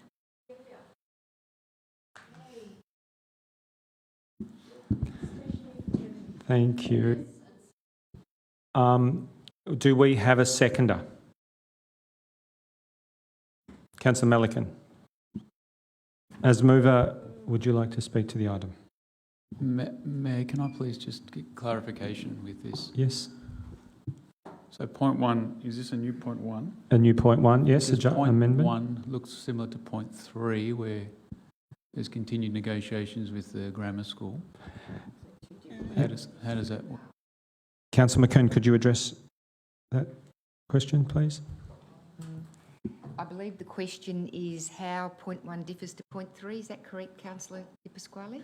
Yes, so if there's a new point 1, this is now new point 1, which stands in place of point 1 in the recommendations and the papers. So that's a total new point 1, I believe. And then my second question is, how does this differ from point 3, which authorises council and possibly officers to be negotiating with the Ivanhoe Grammar School for access, etc.? I'm a bit confused. Okay. With regards to point 1, the officer's recommendation did request not pursuing negotiation of a land purchase and path construction, essentially to abandon. What we're saying here is, yes, we won't, or what we're looking to ask for is that we won't actually continue with the purchase, but we are still looking for alternative means to negotiate that access path through. Yeah, I possibly understand that, but that's not my intent. I know you're going to have an opportunity to speak on the item and inform me of your intentions in a moment, but I'm just trying to find the validity of point 3. Point 3 is a referral to a different pathway. It's central pathway, so it's another track. There are 2 access paths. Okay, in point question taken. here. Thank you, I understand now. Thank you, Councillor. Now, Councillor, would you like to speak to the item? Thank you, Mr Mayor. I'd like to note that the report before us addresses a number of areas of community concern regarding the changes to access that have occurred over the past couple of years in this area. While land purchase for Elphin Track is not supported due to the high costs and central pathway access is not supported due to the high cost of legal action and limited chance of success, as advised by our legal counsel, It's important to know that Council is committed to continuing to negotiate with the school for a win-win solution, addressing access for community along the two stated access routes. Central Pathway being from Merton to Russell Streets, which provides a significant pedestrian shortcut to Darebin Station, strategically backed by Council's active transport plan, and 2, Elphin Track being from Elphin Street to the Boulevard, which is backed by state and local policies for access to public open space within 400 metres or 5 minutes walk from home. This said, we also need to respect the concerns of the school in managing their private property and the safety of their school. The reality we face, Mr Mayor, is the land in question is privately owned. The VCAT determination highlighted this.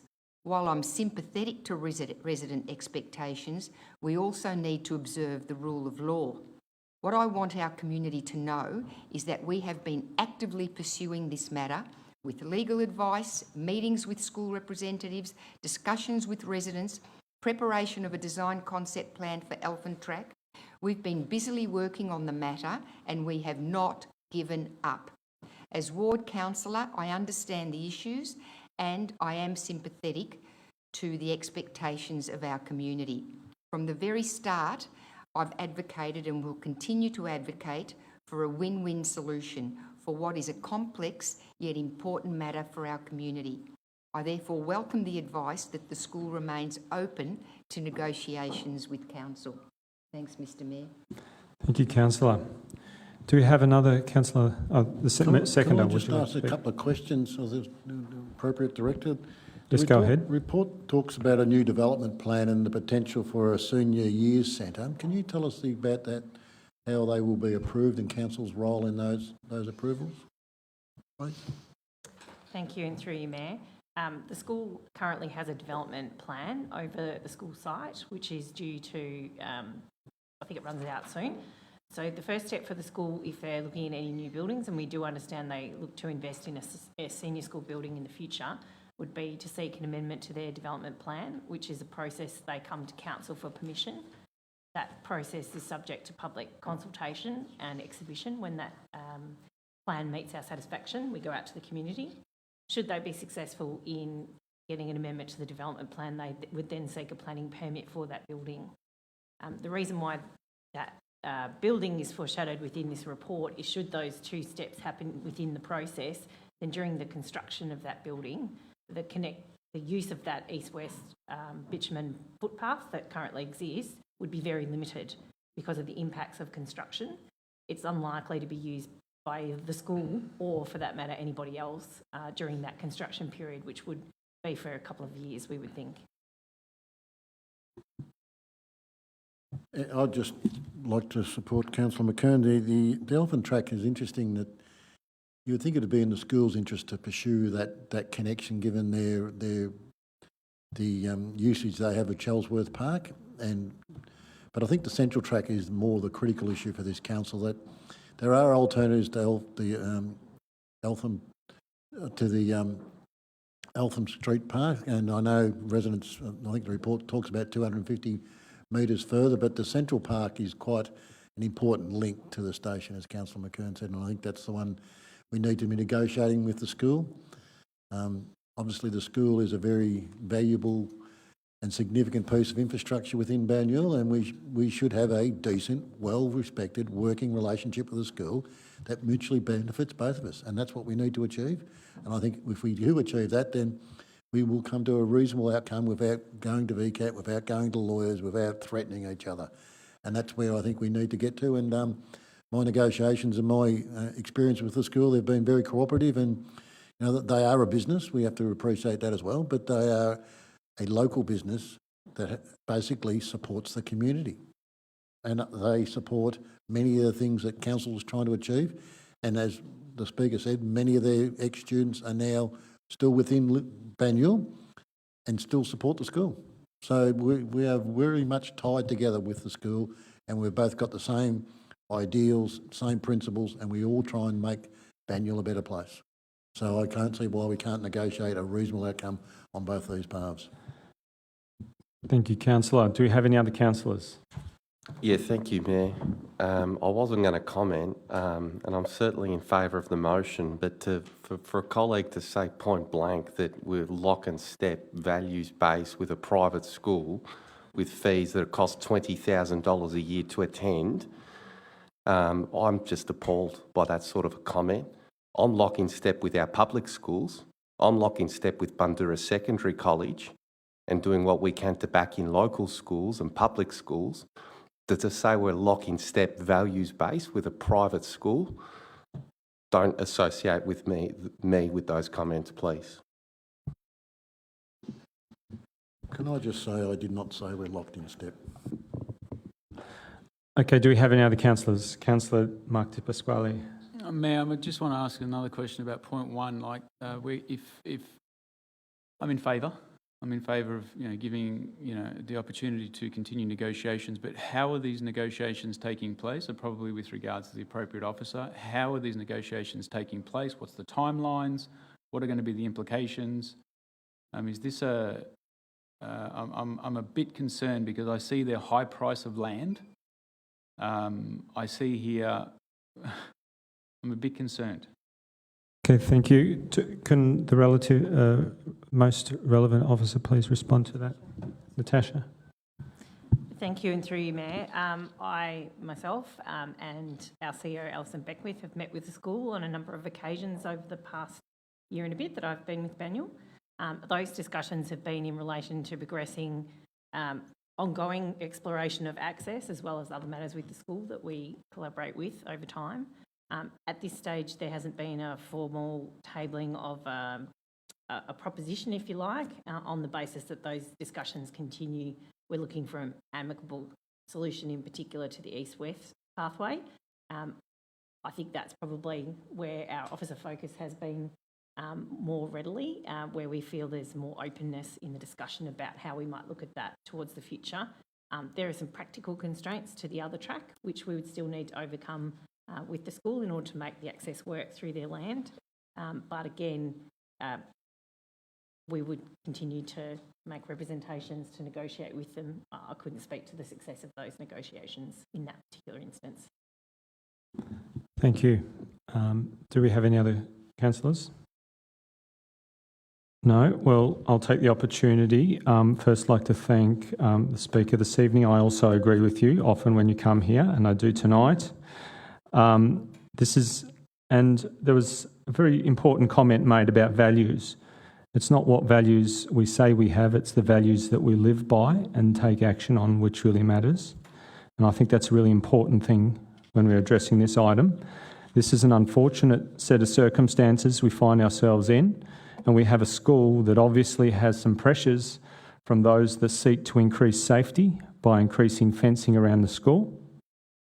Then we have the long-established paths enjoyed by our community that are consequently being closed down.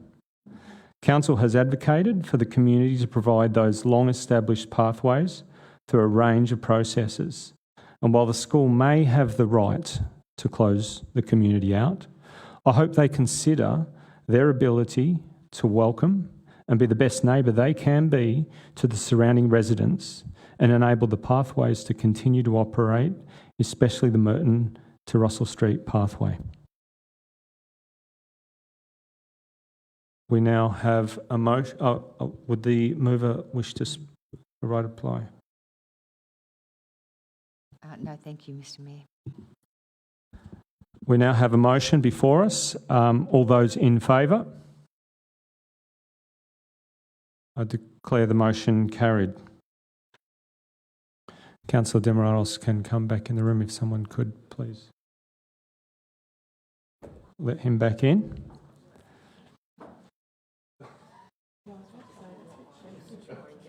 Yeah.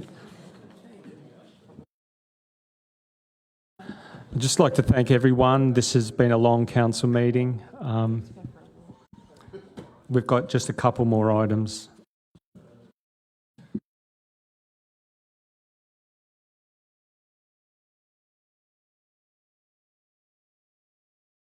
We used to go till after midnight, so we've got some way to get there still. In the old days.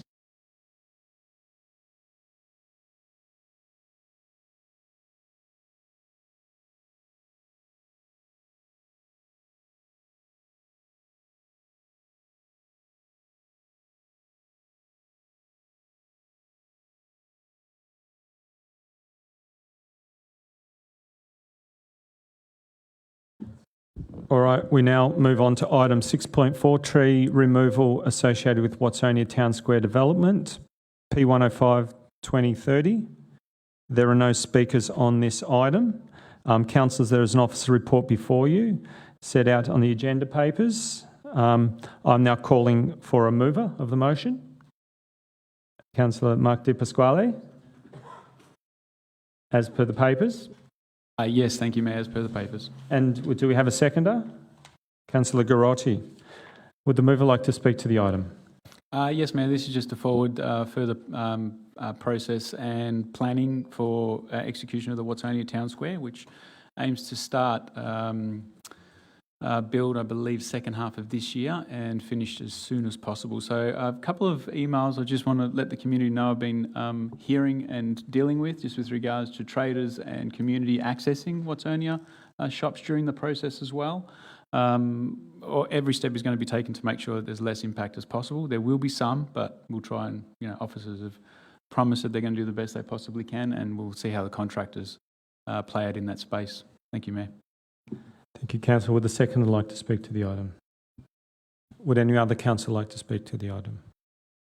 No? I will then now move and put the motion. All those in favour? I declare the motion carried. We now move on to item 7.1, 118 Kringle Drive, Greensborough, telecommunications lease with Amplitel Proprietary Limited. There are no speakers to this item. I'm now calling for a mover.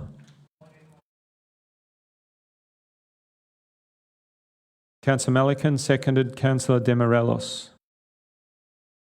No comment. Seconder? No. Any other councillor? No. I'll now then put the motion. All those in favour? I declare the motion carried.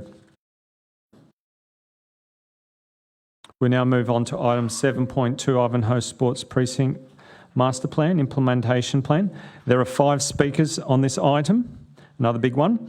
A written statement will now be read out by Darren Bennett, Director of City Assets and City Services, on behalf of John Meehan, who is for the recommendation.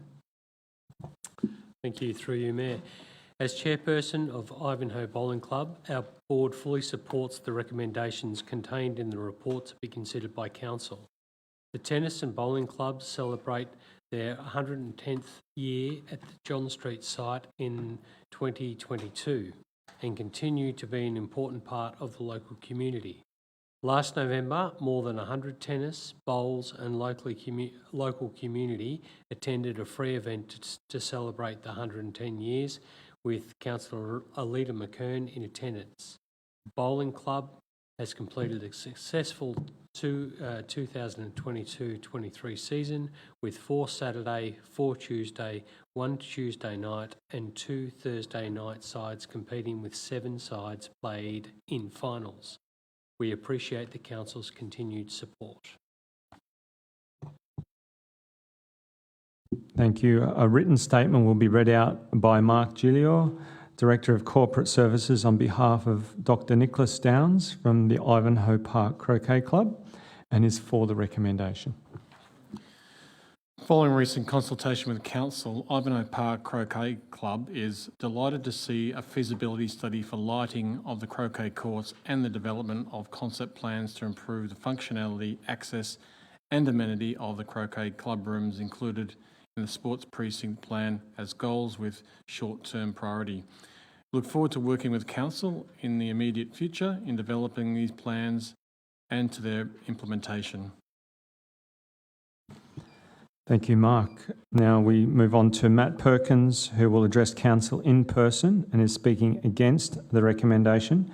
Matt, please approach the lectern. You have 2 minutes to speak. Good evening, councillors. Thanks for the opportunity tonight. The members of the East Ivanhoe Bowling Club built and funded the cottage for purposes for then and into the future. Currently, East Ivanhoe Bowling Club leases 151, 153 The Boulevard, East Ivanhoe, an address we need for our growth and future. At the moment, we currently have 600 social members playing barefoot bowls. We estimate in the next 5 years that 25% will be playing pennant bowls. Does this mean we may need another bowl surface to cater for pennant and social bowling? We are not just a bowling club that just plays bowls. We focus on our ongoing to give back to the community as 4.3 in tonight's meeting. During the Ivanhoe precinct plans, East Ivanhoe Bowling Club has defended its potential closure. We noticed that other stakeholders will benefit or receive compensation, which is great. What will East Ivanhoe Bowling Club get in return for demolishing the cottage, which I remind you, built and funded? The whole process has been one-sided, flawed from the beginning. Relationships between consultants, staff and netball community was way too contrary. Will East Ivanhoe Bowling Club receive compensation if it was to lose an asset they funded? On Wednesday last week, we were notified of tonight's agenda. As a stakeholder, we find that very little notice. Given that we need to once again defend ourselves.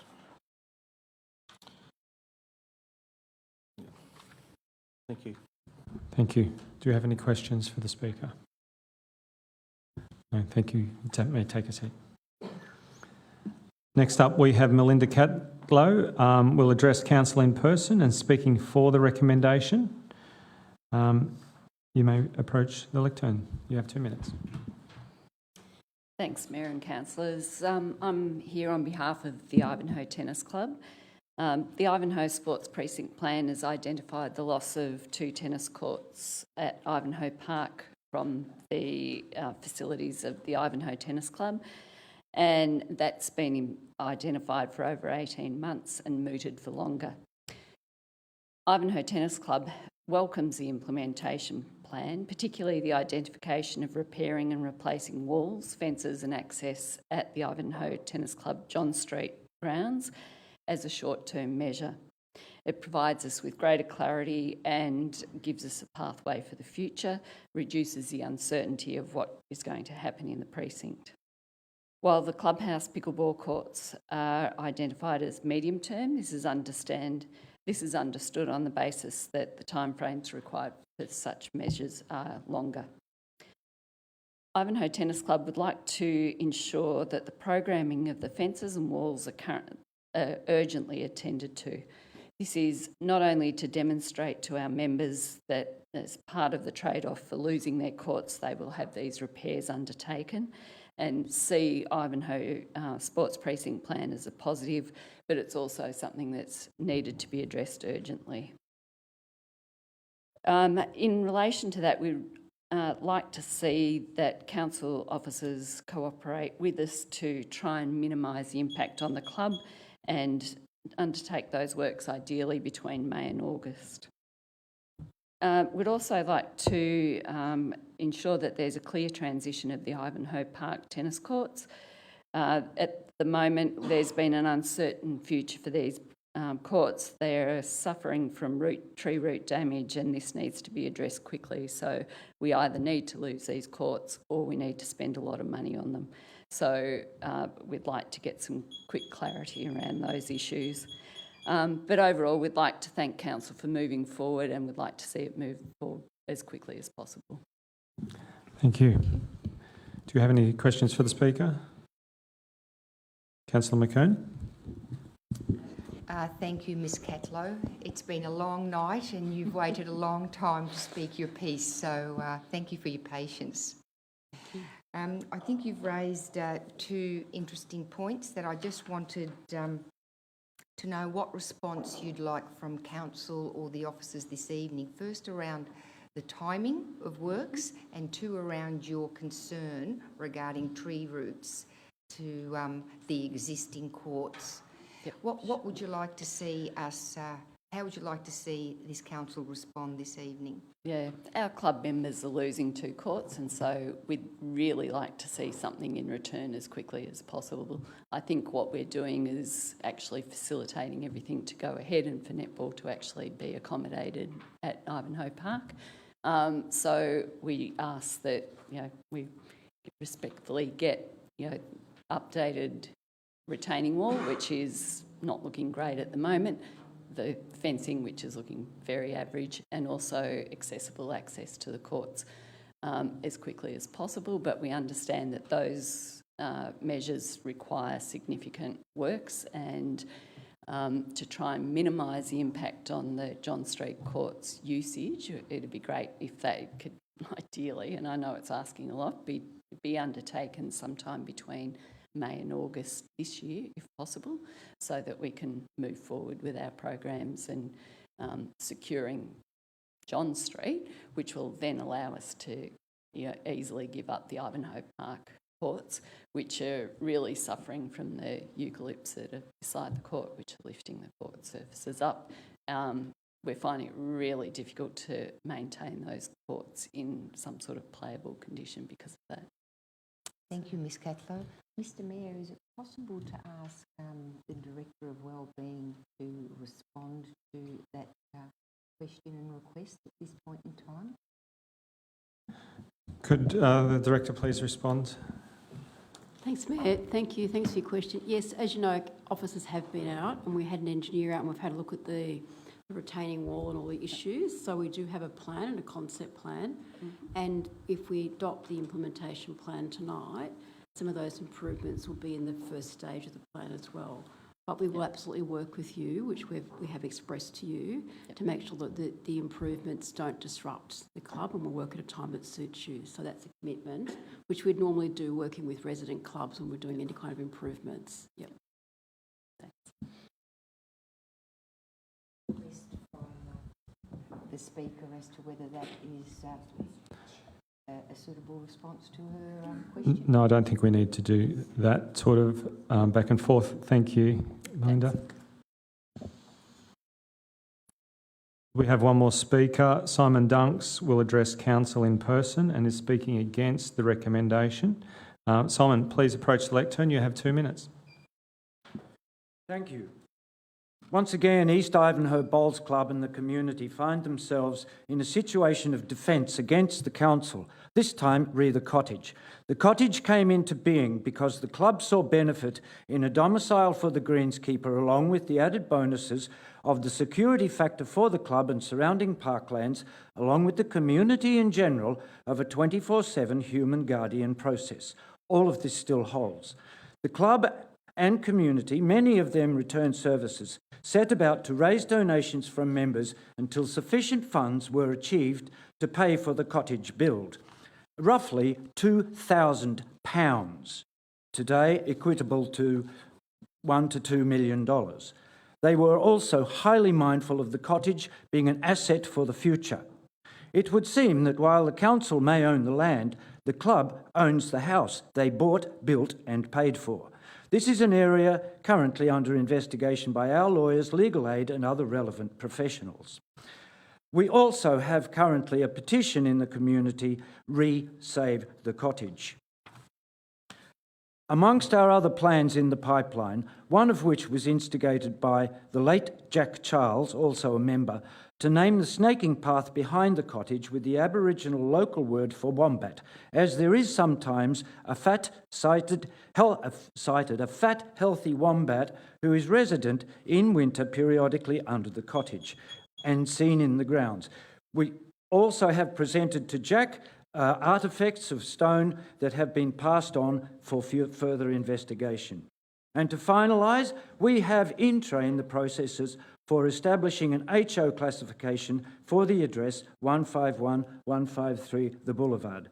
Surely this money is extravagant and could be better spent on far many other infrastructure circumstances crying out for funds. Thank you, Simon. Do we have any questions for the Speaker? No. Yes, Councillor Garotti. I have questions for the appropriate officer. Oh, you may take a seat still. Sorry.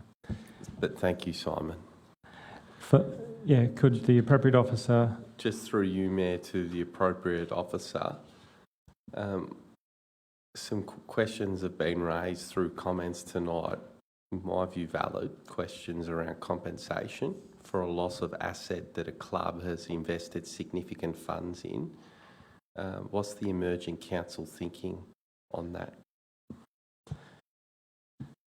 I can probably answer part of that question, maybe take part of it on notice if that's okay. So just perhaps to remind council that when you adopted the master plan for the site, part of adopting it and the plan for the sports use on that site also included no longer having the caretaker cottage there. What you're being asked to adopt tonight is the implementation plan for that master plan. So they're probably two slightly different questions. In relation to the cottage, the lease is with the club, so the East Ivanhoe Bowls Club. They have the lease for the cottage. So over the next, short term, the implementation plan suggests we would need to work with the East Ivanhoe Bowls Club to consider whether or not we would renew that lease, which is currently on overholding until June 23 this year. To answer the question.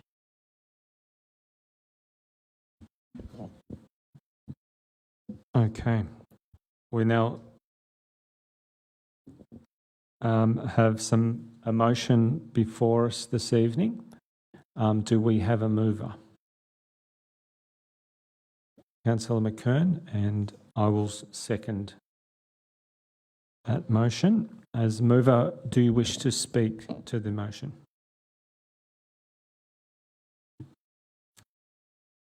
Thank you, Mr Mayor. I certainly wasn't a councillor at the time that the process for the master plan was instigated, but in the time I have been a councillor, I understand just how much effort has gone into the preparation of the master plan.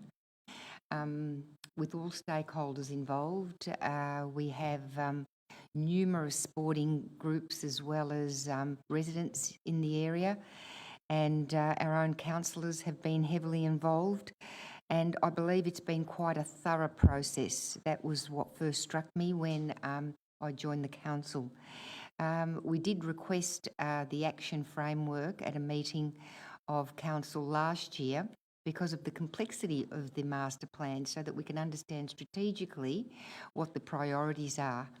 I think that what I've seen of the framework, it's been well organised with priorities in an achievable and common sense manner of depiction here.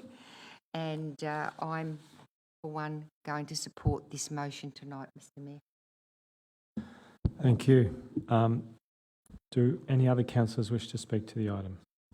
Councillor Mark de Pasquale. Thank you, Mayor.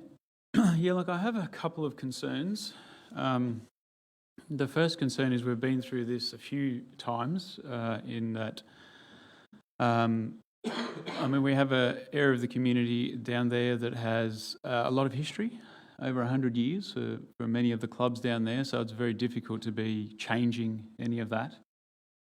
Part of that concern came up when all the plans started being made and community consultation had taken place, and it's always an issue when council goes out to the community and says, "Well, what's your vision? What do you see? What do you want for this area?" Because you get 1,000,001 things that come back in, and what leads to my point too, and probably my greatest concern, is the cost of implementing most of those things can become exorbitant. And sometimes, I think we're going to, as we go through this budget process and future budgets, we need to be seeing whether they're crucial or whether they're just adjuncts to making access to sports participation or bring it to the next level.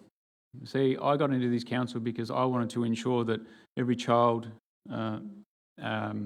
every person in our community, not only our ratepayers, but also those who rent and don't pay rates and just visitors, have access to sports, amenity, and can participate.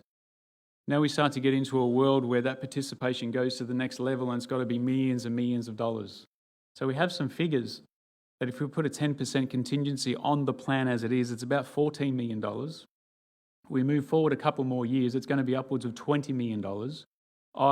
My concern is I really don't know where this money is going to come from. So if we're starting to talk about, bulldozing cottages and things like that, I think we need to have a bit of a stepping process through that, because I just don't see how this is going to fit into the budget. Thank you, Mayor. Thank you, Councillor. Do we have any other councillors? Councillor Melican?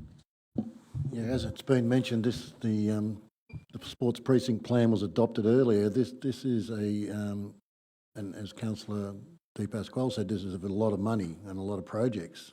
This is an implementation plan. This is breaking up all those projects into bite-sized chunks and then having the opportunity to apply for grants from state government and other sources to complete this master plan in sections. And what this is the priorities.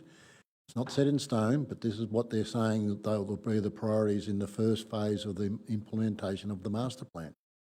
They can change over time. But there's no way we could fund this entire master plan in any 1 year capital works program or even over 5 years. This is a long-term master plan we're going to implement. These are the components of the master plan that the officers have identified are the priority at this stage. And as we heard from the tennis club, their priority is to fix up the courts because they've lost the other 2 courts at Ivanhoe Park. And that'll come into play and that will be a priority. So that's what this is about, and it is a lot of money, but we need to break it down into components. We need to make sure, as Councillor Di Pasquale, everyone has an opportunity to play a sport, and we can't have these, and we need to actually open up Ivanhoe Park to as many people as possible, to providing a range of services and a range of facilities. That's what the master plan was all about. It's about adding more people into these areas, not less. Thank you, Councillor. Any other councillors? Firstly, I've got a question for the Director for Community Wellbeing. We're about to roll out some actions to move forward, but it's my understanding that we've already taken a number of actions that responded to the information we gathered through this process. Could you please speak to those actions? Yes, thank you, Mayor. So since about 2020, Council has been investing and uplifting in that overall precinct, and some examples of that would be that we've constructed the new playground in Ivanhoe Park. So there's been a young person's playground, but also in that park related, we put the seniors exercise park in as well to that whole park. We've also upgraded the lights at Pitch 1 at Chelsworth Park to 100 lux, and whilst it doesn't sound like a lot, what that did was increase the opportunity for participation by making better lighting. So it created a safer place and for more people to use the grounds after hours as well. And the Chelsworth Park tennis court upgrades, which we've kind of touched on a bit tonight, we've just finished the planning for them, and we hope to have them finished by May 23, so this year. That's 4 surfaces that have been moved from what's that onto a car, that kind of gravel surface, to a more of a harder surface, which then increases access for people with disabilities and more all-round sort of player surface.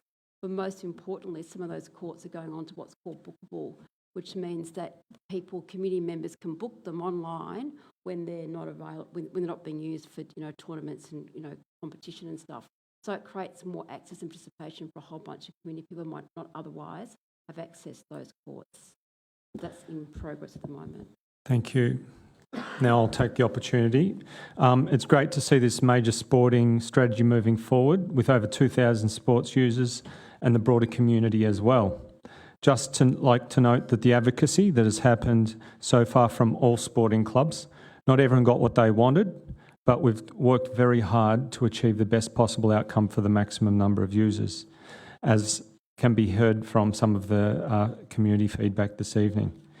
In the shorter term priorities, very happy to see a landscape plan for Ivanhoe Park being considered, the concept plan and design for the upgrade of the combined tennis and bowls facility at John Street, design and construction of 2 outdoor netball courts at Ivanhoe Park, a user group that are desperately crying out for space in that precinct, upgrade of Ivanhoe Park Croquet Clubhouse to improve access as an amenity, replacement of retaining wall and fence at John Street, as put forward by the President this evening, formalise car parking at Ivanhoe Car Park, at the Ivanhoe Park, probably the last footy club not to have a hard surface, an upgrade of existing lights at LED at Chelsworth, the AFL Oval, and redevelopment of upgrade of sports pavilions at Chelsworth Park. Ivanhoe Grammar will be funding that, but in partnership with Council.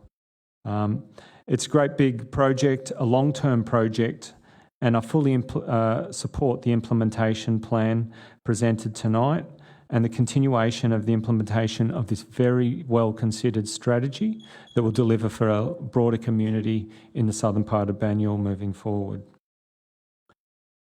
I now hand over to the mover to have a right to reply. Thank you, Mr Mayor. I think very valid points have been raised by all the councillors tonight. Ultimately, I think we need to realise, Mr Mayor, that this is a long-term plan and the aim of it is to accommodate an increasing population. We envisage that by 2041, the population of the area will have grown by 22%. So we need to be thinking strategically about how we plan for both active recreation and passive recreation, and that's what this plan sets out to do. I think it's great that the speakers tonight have brought up details that we should be thinking of in this action plan. For example, Ivanhoe Tennis Club is now thinking through how to minimise loss and maximise use of the John Street courts given the proposed works, and I'm sure that the comments have been noted by our officers and they will continue to work with the sporting clubs involved to make sure that disruption is kept to a minimum. And that too, we think about details such as what was raised tonight by Mr Danks. Homes for wombats, that's not something I had thought of, as well as your other points. So I'm sure that all these points have been noted by the officers. So thank you very much for your comments this evening. Thank you, Mr Mayor. Thank you, Councillor. I now put the motion before us. All those in favour? All those against? I declare the motion carried. We now move on to item 8.1, supply chain integrity. There are no speakers for this item.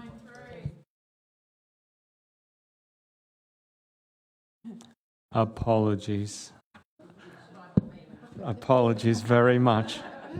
Look, it's getting late in the night.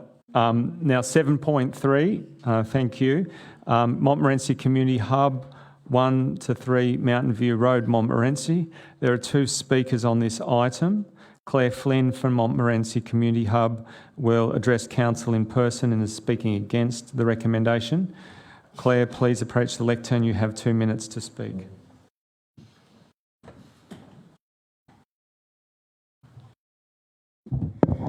Wait. Sorry.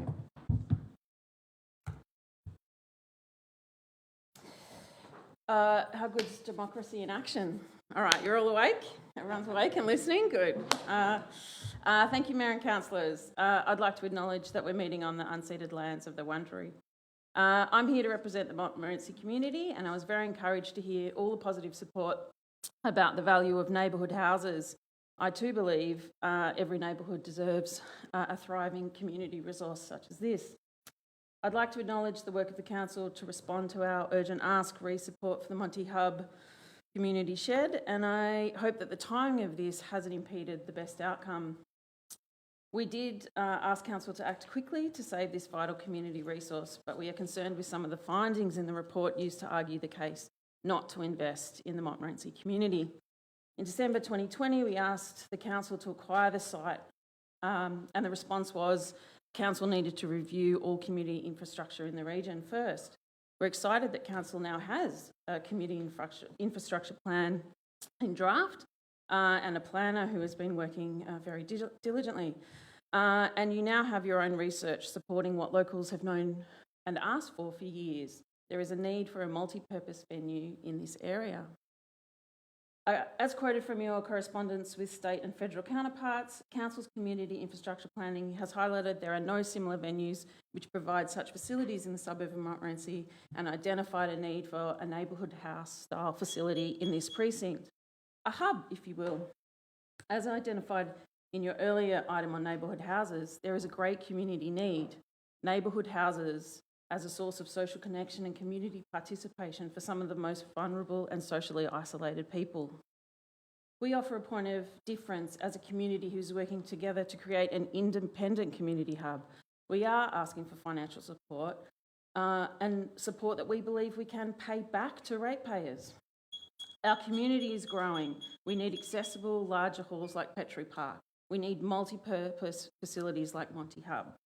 As a prior church and kindergarten site, the block of land is ideally placed for community connection and shared activities that we know support good mental health.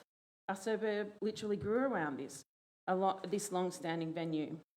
Like building paths in disused rail corridors, transforming unused churches and buildings into new places of congregation has its own logic and offers sites that are open to all of our community.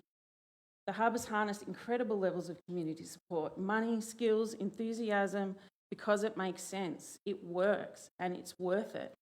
The relational work being done by, around, and at the Montmorency Hub is the stuff money can't buy. What council can do is buy us time to find our way. Could we please wrap up? I just lost my place. It's late. All suburbs.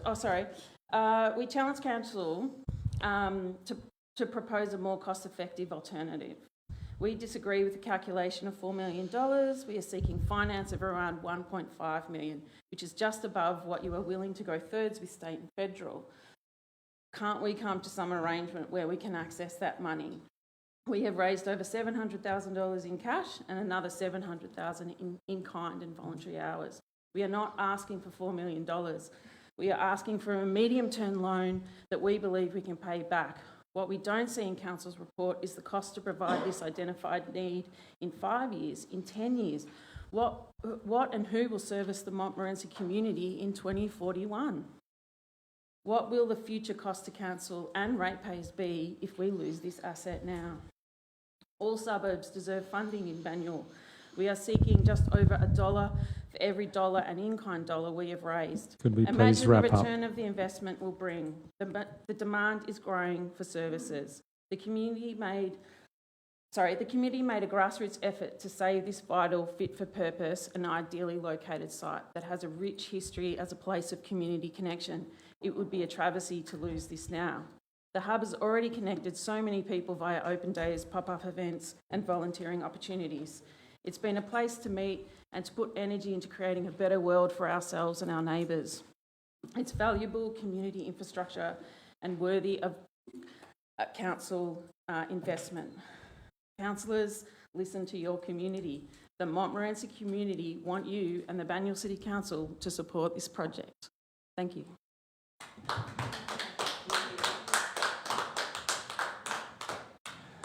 Thank you. We have a written statement that will be read out on behalf of Glenys Mackelson by Natasha Swan Bennett. Natasha Swan, Director of City Development. Glenys is speaking against the recommendation. Thank you. In response to your request to provide a written submission for the council meeting held on 20th March 2023, I wish to put forward my submission, which is in regard to item 7.3 on the agenda. I wish to support the continuation of the Monty Hub at its present location, 1 to 3 Mountain View Road, Montmorency. I support this non-profit community-owned facility as it has been a true community effort to create the spaces we need in our community to bring about a real connection between all of the local residents and even those from further afield. It is situated in a prominent position and in an ideal location for such the community. It offers so much more than does the Petrie Park Hall, which is situated in an obscure area behind the Montmorency RSL. There are so many more positives in having a hub rather than a hall, as it is a large multi-purpose facility. Hubs have been shown to benefit many regional as well as urban locations, for example, the Beechworth Hub in Beechworth. The Monty Hub has 2 large halls, one with a stage and the other with its own unisex disability toilet, a coffee tea bar and a large meeting room with a small office at its rear end. It has plenty of cupboard space and is well equipped with cupboards and most necessities. There is also a small storage room. There is east access to the renovated kitchen, which is at the rear of the other large hall that has the stage area and toilets and more offices. It is easily accessible from the car park and with good lighting, as with the other lower hall. and there are security lights at both places. There is easy access for people with disabilities. As is evident from above, the positives offered by the design, layout and location of the Monty Hub well outweigh what would be offered by the Petrie Park Hall, which comprises of only one hall and has no catering facility and very poor acoustics. It is situated in a park area which can be dangerous for the public, especially for women and children, and it is in such close proximity to the Montmorency RSL, which has a liquor and gambling licence.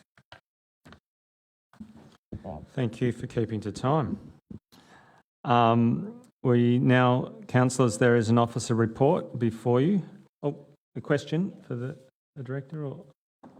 Yeah, thank you, Mayor. Just a question of the appropriate officers. I understand in the correspondence back from our state and federal representatives that an offer of a TCV loan was made, and I was just seeking officer comment as to the interest rate and terms of that loan, and has that properly been considered by officers in the preparation of this report?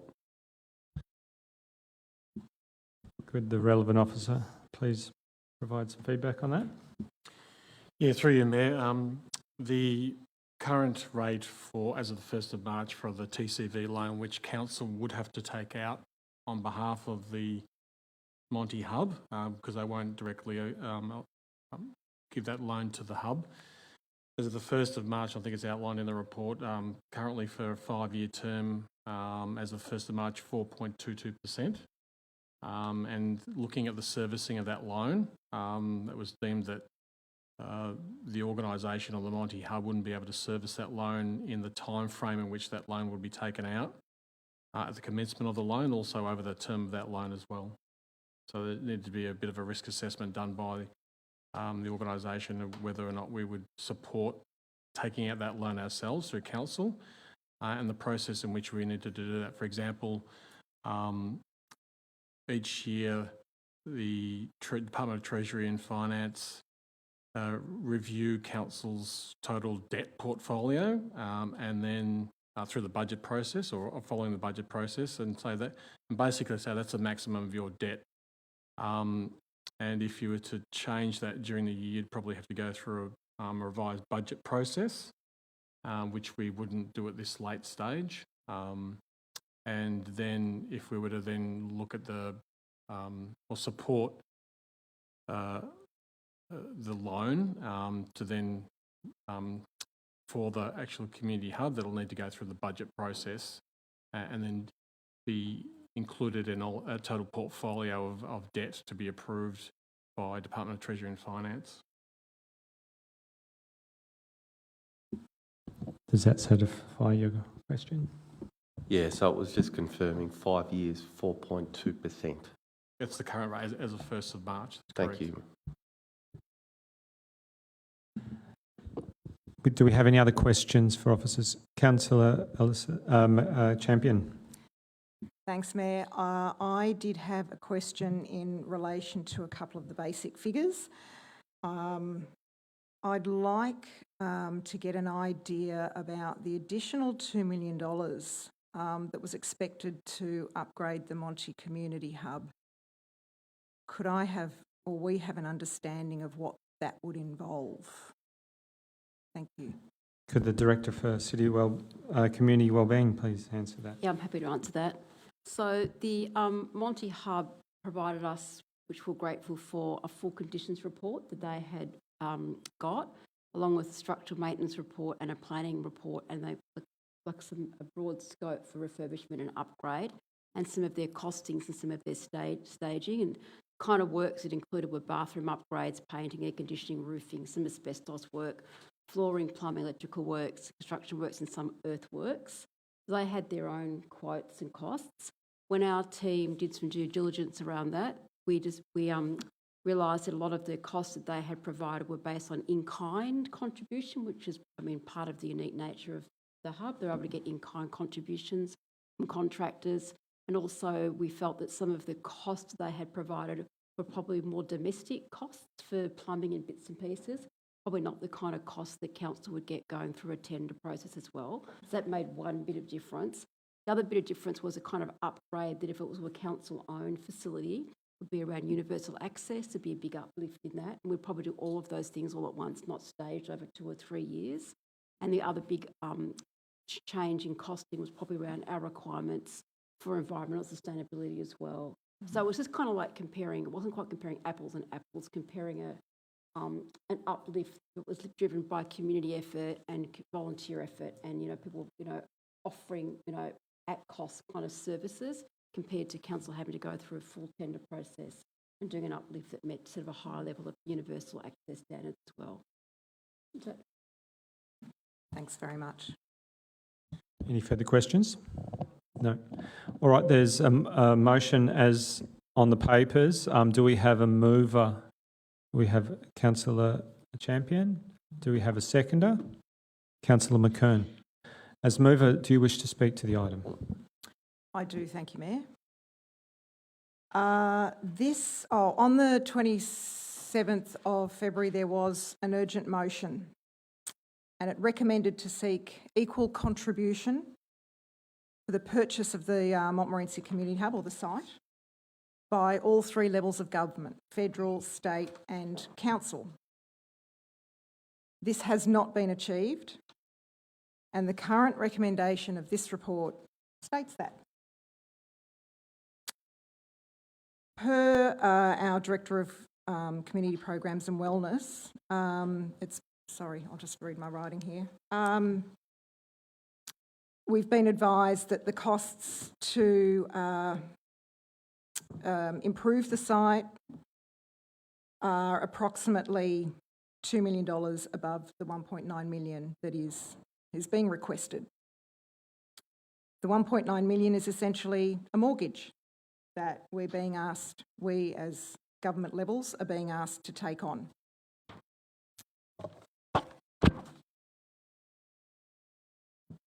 For the past 18 months, approximately, Council and the officers have invested time with the board of the Monty Community Hub and the residents. There have been many meetings. There have been both formal meetings with officers and government representatives and councillors. There have been informal meetings with residents over a cuppa, and we've all been invited to visit the site. The Montmorency Community Hub has applied for and received grants from both Banyule City Council and the Victorian Government for a variety of reasons over the past 18 months, which has allowed them to achieve tasks that they've wanted to achieve, make improvements. While I personally believe this is a quality strategic site for such a service, both to the Sherborne community and wider Banyule community, there are those who don't agree with me and don't agree with the board members and the community. So hence the alternative offering of the Petrie Park Hall. Petrie Park Hall, a suggested alternative, does allow for the envisioned programs to run, hence the work of the Montmorency Neighbourhood Cooperative Limited to continue connecting and inspiring the community. And I'd just like to finish up by thanking everyone for the conversations that we have had. My community is very vocal. My home is very passionate. The people who live in it are passionate. We love where we live. We want to contribute. We love to contribute to each other and to our spaces. And that is what I love about Sherborne and the people who live in it. I know this has been very stressful for many members, board members, members of our community. This has been incredibly challenging. For me personally as a community leader, the elected community leader, and for some of my fellow councillors.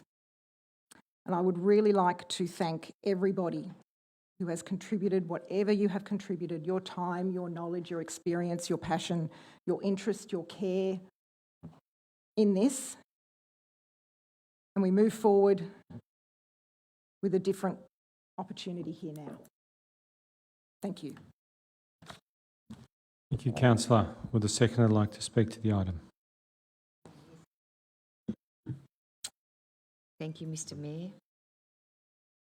I'd like to acknowledge the tremendous work that Councillor Champion has invested into a vision for a community hub for Montmorency. I've listened to Councillor Champion on a number of occasions speak about this project with true passion, and I believe that she is genuinely committed to connecting and inspiring her community, as she says. And she needs to be commended for what is a very complex and difficult task. So while tonight's recommendation may not be what all members of the Monty community want to hear, I believe that Councillor Champion is using the resources available to her to try and create that connection and inspiring hub for her community.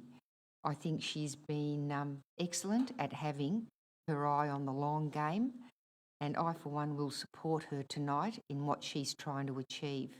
And I hope that the Monty community gets behind her, because she does always try to do what's best for the community.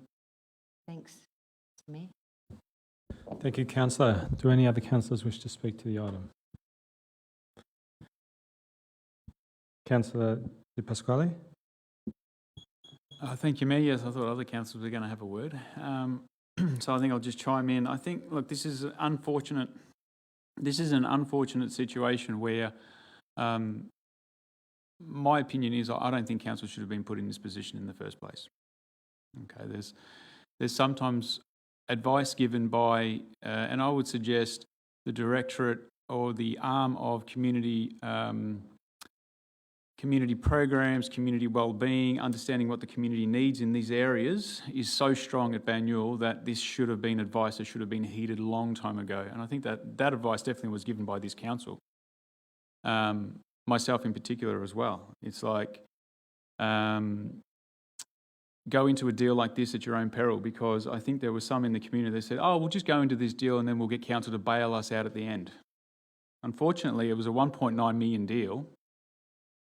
Now it's a 4 million deal, because this is what these types of buildings need, these types of community hubs need, and escalating. It will escalate from that as well. Now, we did make a decision to throw an olive branch out to have a conversation with the local state member, Vicky Ward, and also a federal member, Kate Thwaites, to see whether they could help. They were more than willing to come to the table and see what they could actually do, but alone doesn't cut it. For myself, representing my community, I don't want to put their rate dollars at stake as a bank for funding a deal like this. What it comes down to is council is very good at investing in people. You know, the community hub concept is an investment in people. So my suggestion would be, if the people are still willing to be invested in, look towards the Petrie Park option, build a couple of years of revenue, and then from that point forward, we see what can possibly happen. But with no money in the bank, it's just too hard an option. It's not a deal that that I'm comfortable with for all ratepayers in Banyule. Thank you, Mayor. Thank you, Councillor. Any other councillors? Councillor De Morelos. Thank you, Mayor. Just wanted to touch on, it is unfortunate for some of those members. At the end of the day, it is a limited company, but it's nice to see that the concept is definitely working, and that council's found a space for that concept to continue working going forward for that community. I think that's really important, and it's nice to see that the community had brought this up to, and I know you had as well, Councillor, that this was something that was needed in the community well and truly before the draft strategy has come to council. I know that hasn't been endorsed, but it's nice to see that process coming from the community. So hats off to you. Unfortunate for the members, but it's also nice to see that this opportunity for the community can continue going forward in a hub that is provided now by council. So thank you. Any other councillors? Councillor Melican. Yeah, I'll just say a few words. Yes, this must be shattering for the group. They took on the risk. They worked extremely hard. They raised an enormous amount of money to try and buy this, and they've worked very hard to get to this point. And I'm sure all councillors would love to be in a position where they could say, yes, we'll fund this, because they've demonstrated a need, they've demonstrated the community supports this. Council's simply not in a position to fund this. And if we were to fund this, what else would we give up? That's what other councillors need to consider. I know the ward councillors worked very hard and tried to do what she can to get this off the ground and get it up as a reality. It's very difficult to look at. You look at the costs, you know, there's the 2.2 and then the additional funds that are required to get this to the standard where it could be used as a community facility under council's control. And then we look at a hall that's not that far away, that's got 60 hours available of time for community use. And it's sitting there. I know it's not the ideal side, I know it doesn't make the requirements, but it's very difficult in a very constrained budget position, the council to fork out what potentially could be, and if you look at the report, a bit over $4 million when there is a community facility there not being used. So as much as we'd all would love to fund this and as a great opportunity, what would we have to give up if we were to fund it is the issue I think which this council needs to face. And as hard as the group's worked and as difficult as this decision is, I'm going to support this decision tonight because I think it's a fair decision for the entire Banyule community. Thank you, Councillor. Any other councillors? No? All right, I'll take the opportunity now. Then I also would like to acknowledge all the work of the Montmorency Community Hub. And while the first opportunity that was explored might not get through in the end, the hard work has now presented another excellent opportunity at Petrie Park Hall that Alison Champion, Alison Beckwith and I visited last week on Friday to have a look at, and this is a good venue that is not being put to work. As Councillor Melican said, 60 hours of a good venue that council operate, just not being put to work. This option provides a beautiful location, plenty of room, and is currently underutilised, and in line with other community houses, could be provided at a peppercorn rate. I'm supportive of this alternative location as a first alternative option moving forward, and will be supporting the recommendation tonight as in the papers. Would the mover like a right of reply? I then now put the motion as per the papers. All those in favour? I declare the motion carried. We now move on to item 8.1, supply chain integrity. There are no speakers to this item. Can I have a councillor move the motion? Do we have a mover? Hi, Mayor. I'll move, but with an additional point 5. Note that supply chain integrity is more than just an exercise in legislative compliance. It is about building capability, capacity and resilience in suppliers in the Australian market to sustainably meet the needs of the local government sector. I think we can remove the brackets RG amendment. So moved.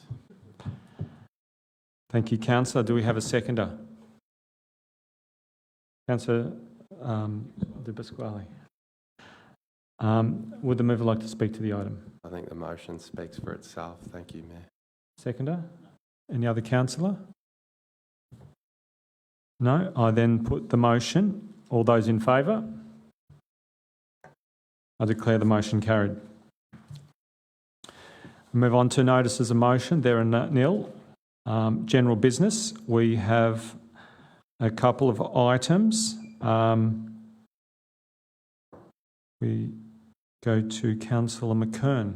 You have 3 items, I believe. Thank you, Mr. Mayor. International Women's Day was held recently and this council put on its first event for 10 years. And I'd like to congratulate everyone involved, the other women councillors might like to say something too. And everyone had a role to play amongst the female councillors, and I think we collaborated very well to create an exciting event. I'd also like to thank our guest speakers who spoke passionately on the theme for 2023, Embracing Equity.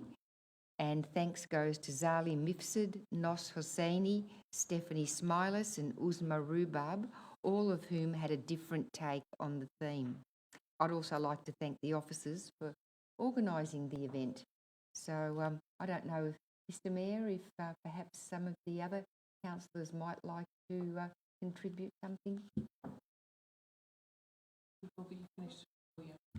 You carry on. All right, Darebin Parklands, Thursday morning crew. What's that, sorry? Sorry, I'm keeping you awake, am I, Councillor Di Pasquale? I'm sorry to be so boring. Let's keep to the agenda. Thank you. Thursday morning crew at the Darebin Parklands. I thought I'd bring that up. Restoring Ivanhoe floodplain is the project that's been kicked off this year. And if people want to get involved, Thursday mornings, 9 a.m, Darebin Parklands. And otherwise, I just thought I'd mention the public forums for the draft urban forest strategy. This was something that Council adopted only recently, that these forums are now being held. We had our first last week. It's an opportunity for the public to contribute more of their comments and thoughts to the development of the urban forest strategy. We have 2 more public forums, Mr Mayor, coming up this week. The 21st of March at Flintoff Street from 6:30 and 23rd of March, an online community forum. More information on the Shaping Banyule website for those who are interested in attending. Thanks, Mr Mayor. We now have Councillor Mitsonikos. Thanks, Mayor. I'll just keep it very brief because Councillor McKern's already talked about International Women's Day, but it was a great success. We had lots of speakers, and Councillor Champion also ran a great team working exercise, which I kind of think opened everyone's eyes up a bit about including people. On entry, the guests donated period products to share the dignity, or there was also monetary donations. And they are going to be delivered to the Victorian team manager, who will then sort of pass them on to women, local women who are in need. But I did also want to mention that at Woolies at the moment, there's our picture up there as well of some of the products that were donated. And at Woolies, until the end of March, they've actually got the pink boxes that are at the counters.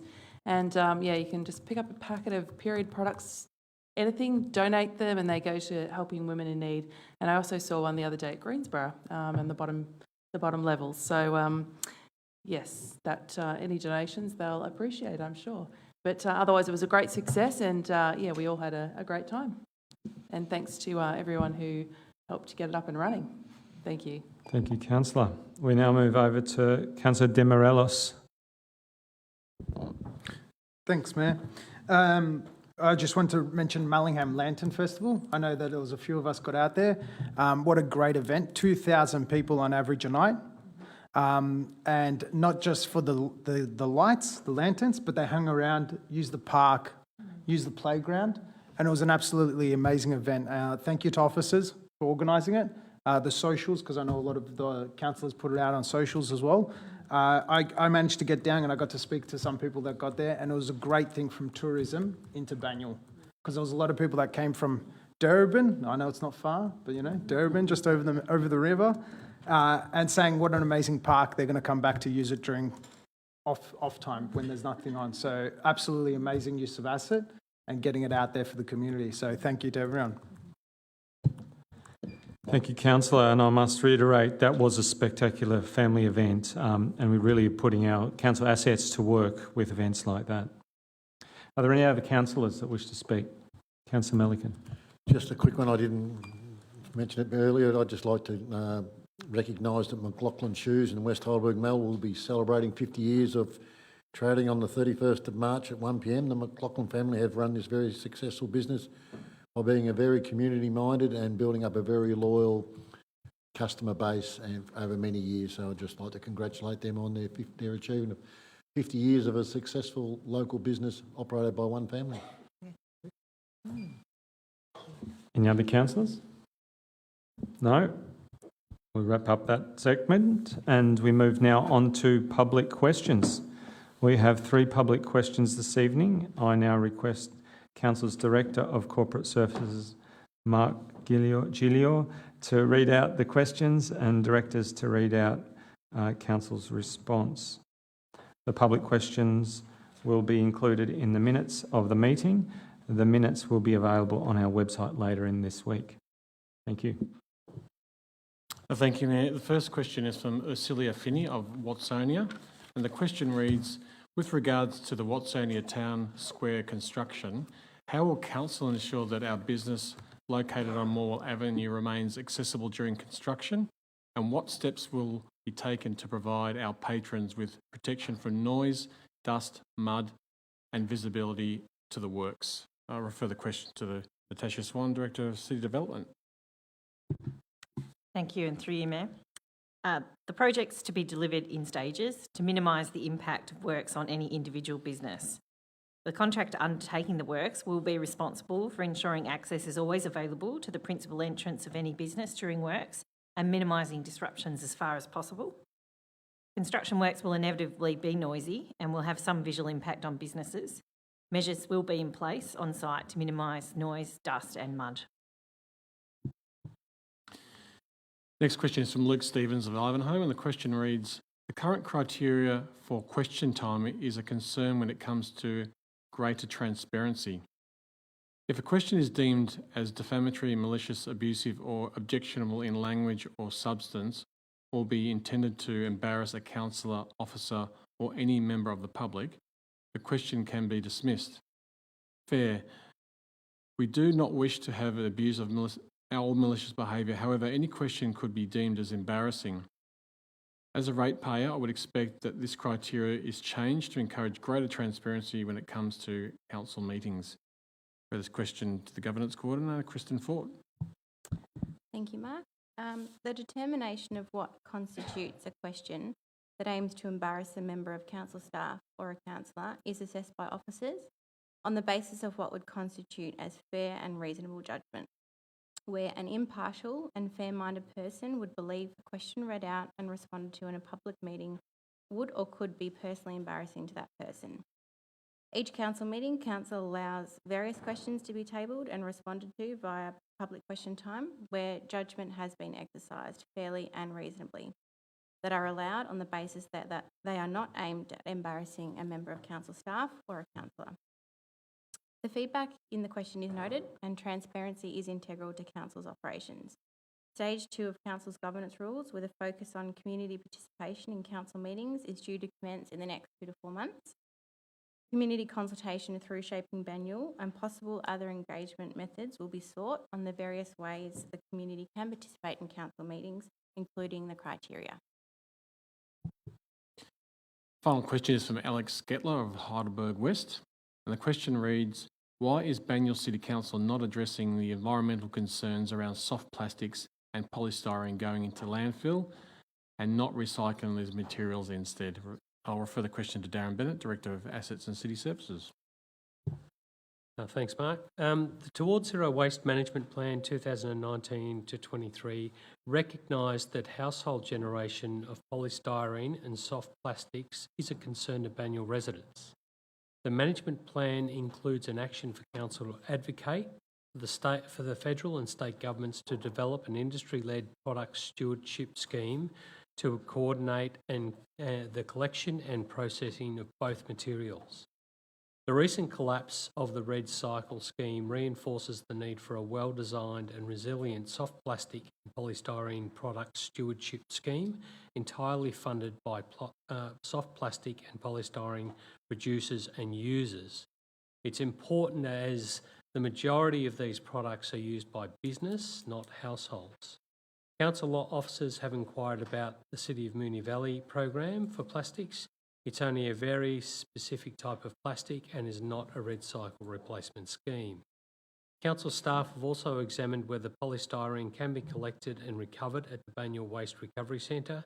It's currently not feasible due to insufficient space being available to store and process this very bulky product. All Banyule residents are encouraged to participate in the development of the next Towards Zero Waste Management Plan. Community meetings will be held on the 28th and 30th of March, and a waste survey will be made available via Shaping Banyule to allow residents to submit their ideas and suggested priorities. Thank you. We now move on to the final item, closure of the meeting. In accordance with section 66(2)(a) of the Local Government Act 2020, the meeting will now be closed to members of the public for the consideration of one confidential matter. Can I please have a council move and second the council to close the meeting to members of the public prior to consideration of confidential items? Strategic planning, strategic property opportunity 11.1. Item 11.1, this report has been designated as confidential pursuant to S31G of the Local Government Act 2020, as the information within the report contains information relating commercial information, being information provided by a business, commercial or financial undertaking, and relates to either trade secrets and, if released prematurely, could unreasonably expose the business, commercial or financial undertakings to disadvantage. Do we have a mover? Councillor Mitsonikos, second by Councillor De Pasquale. All those in favour? I declare the motion carried. The next ordinary meeting of Council will be held on Monday the 11th of April 2023. I now adjourn the meeting at 11:08. Thank you everyone for your attendance that made it.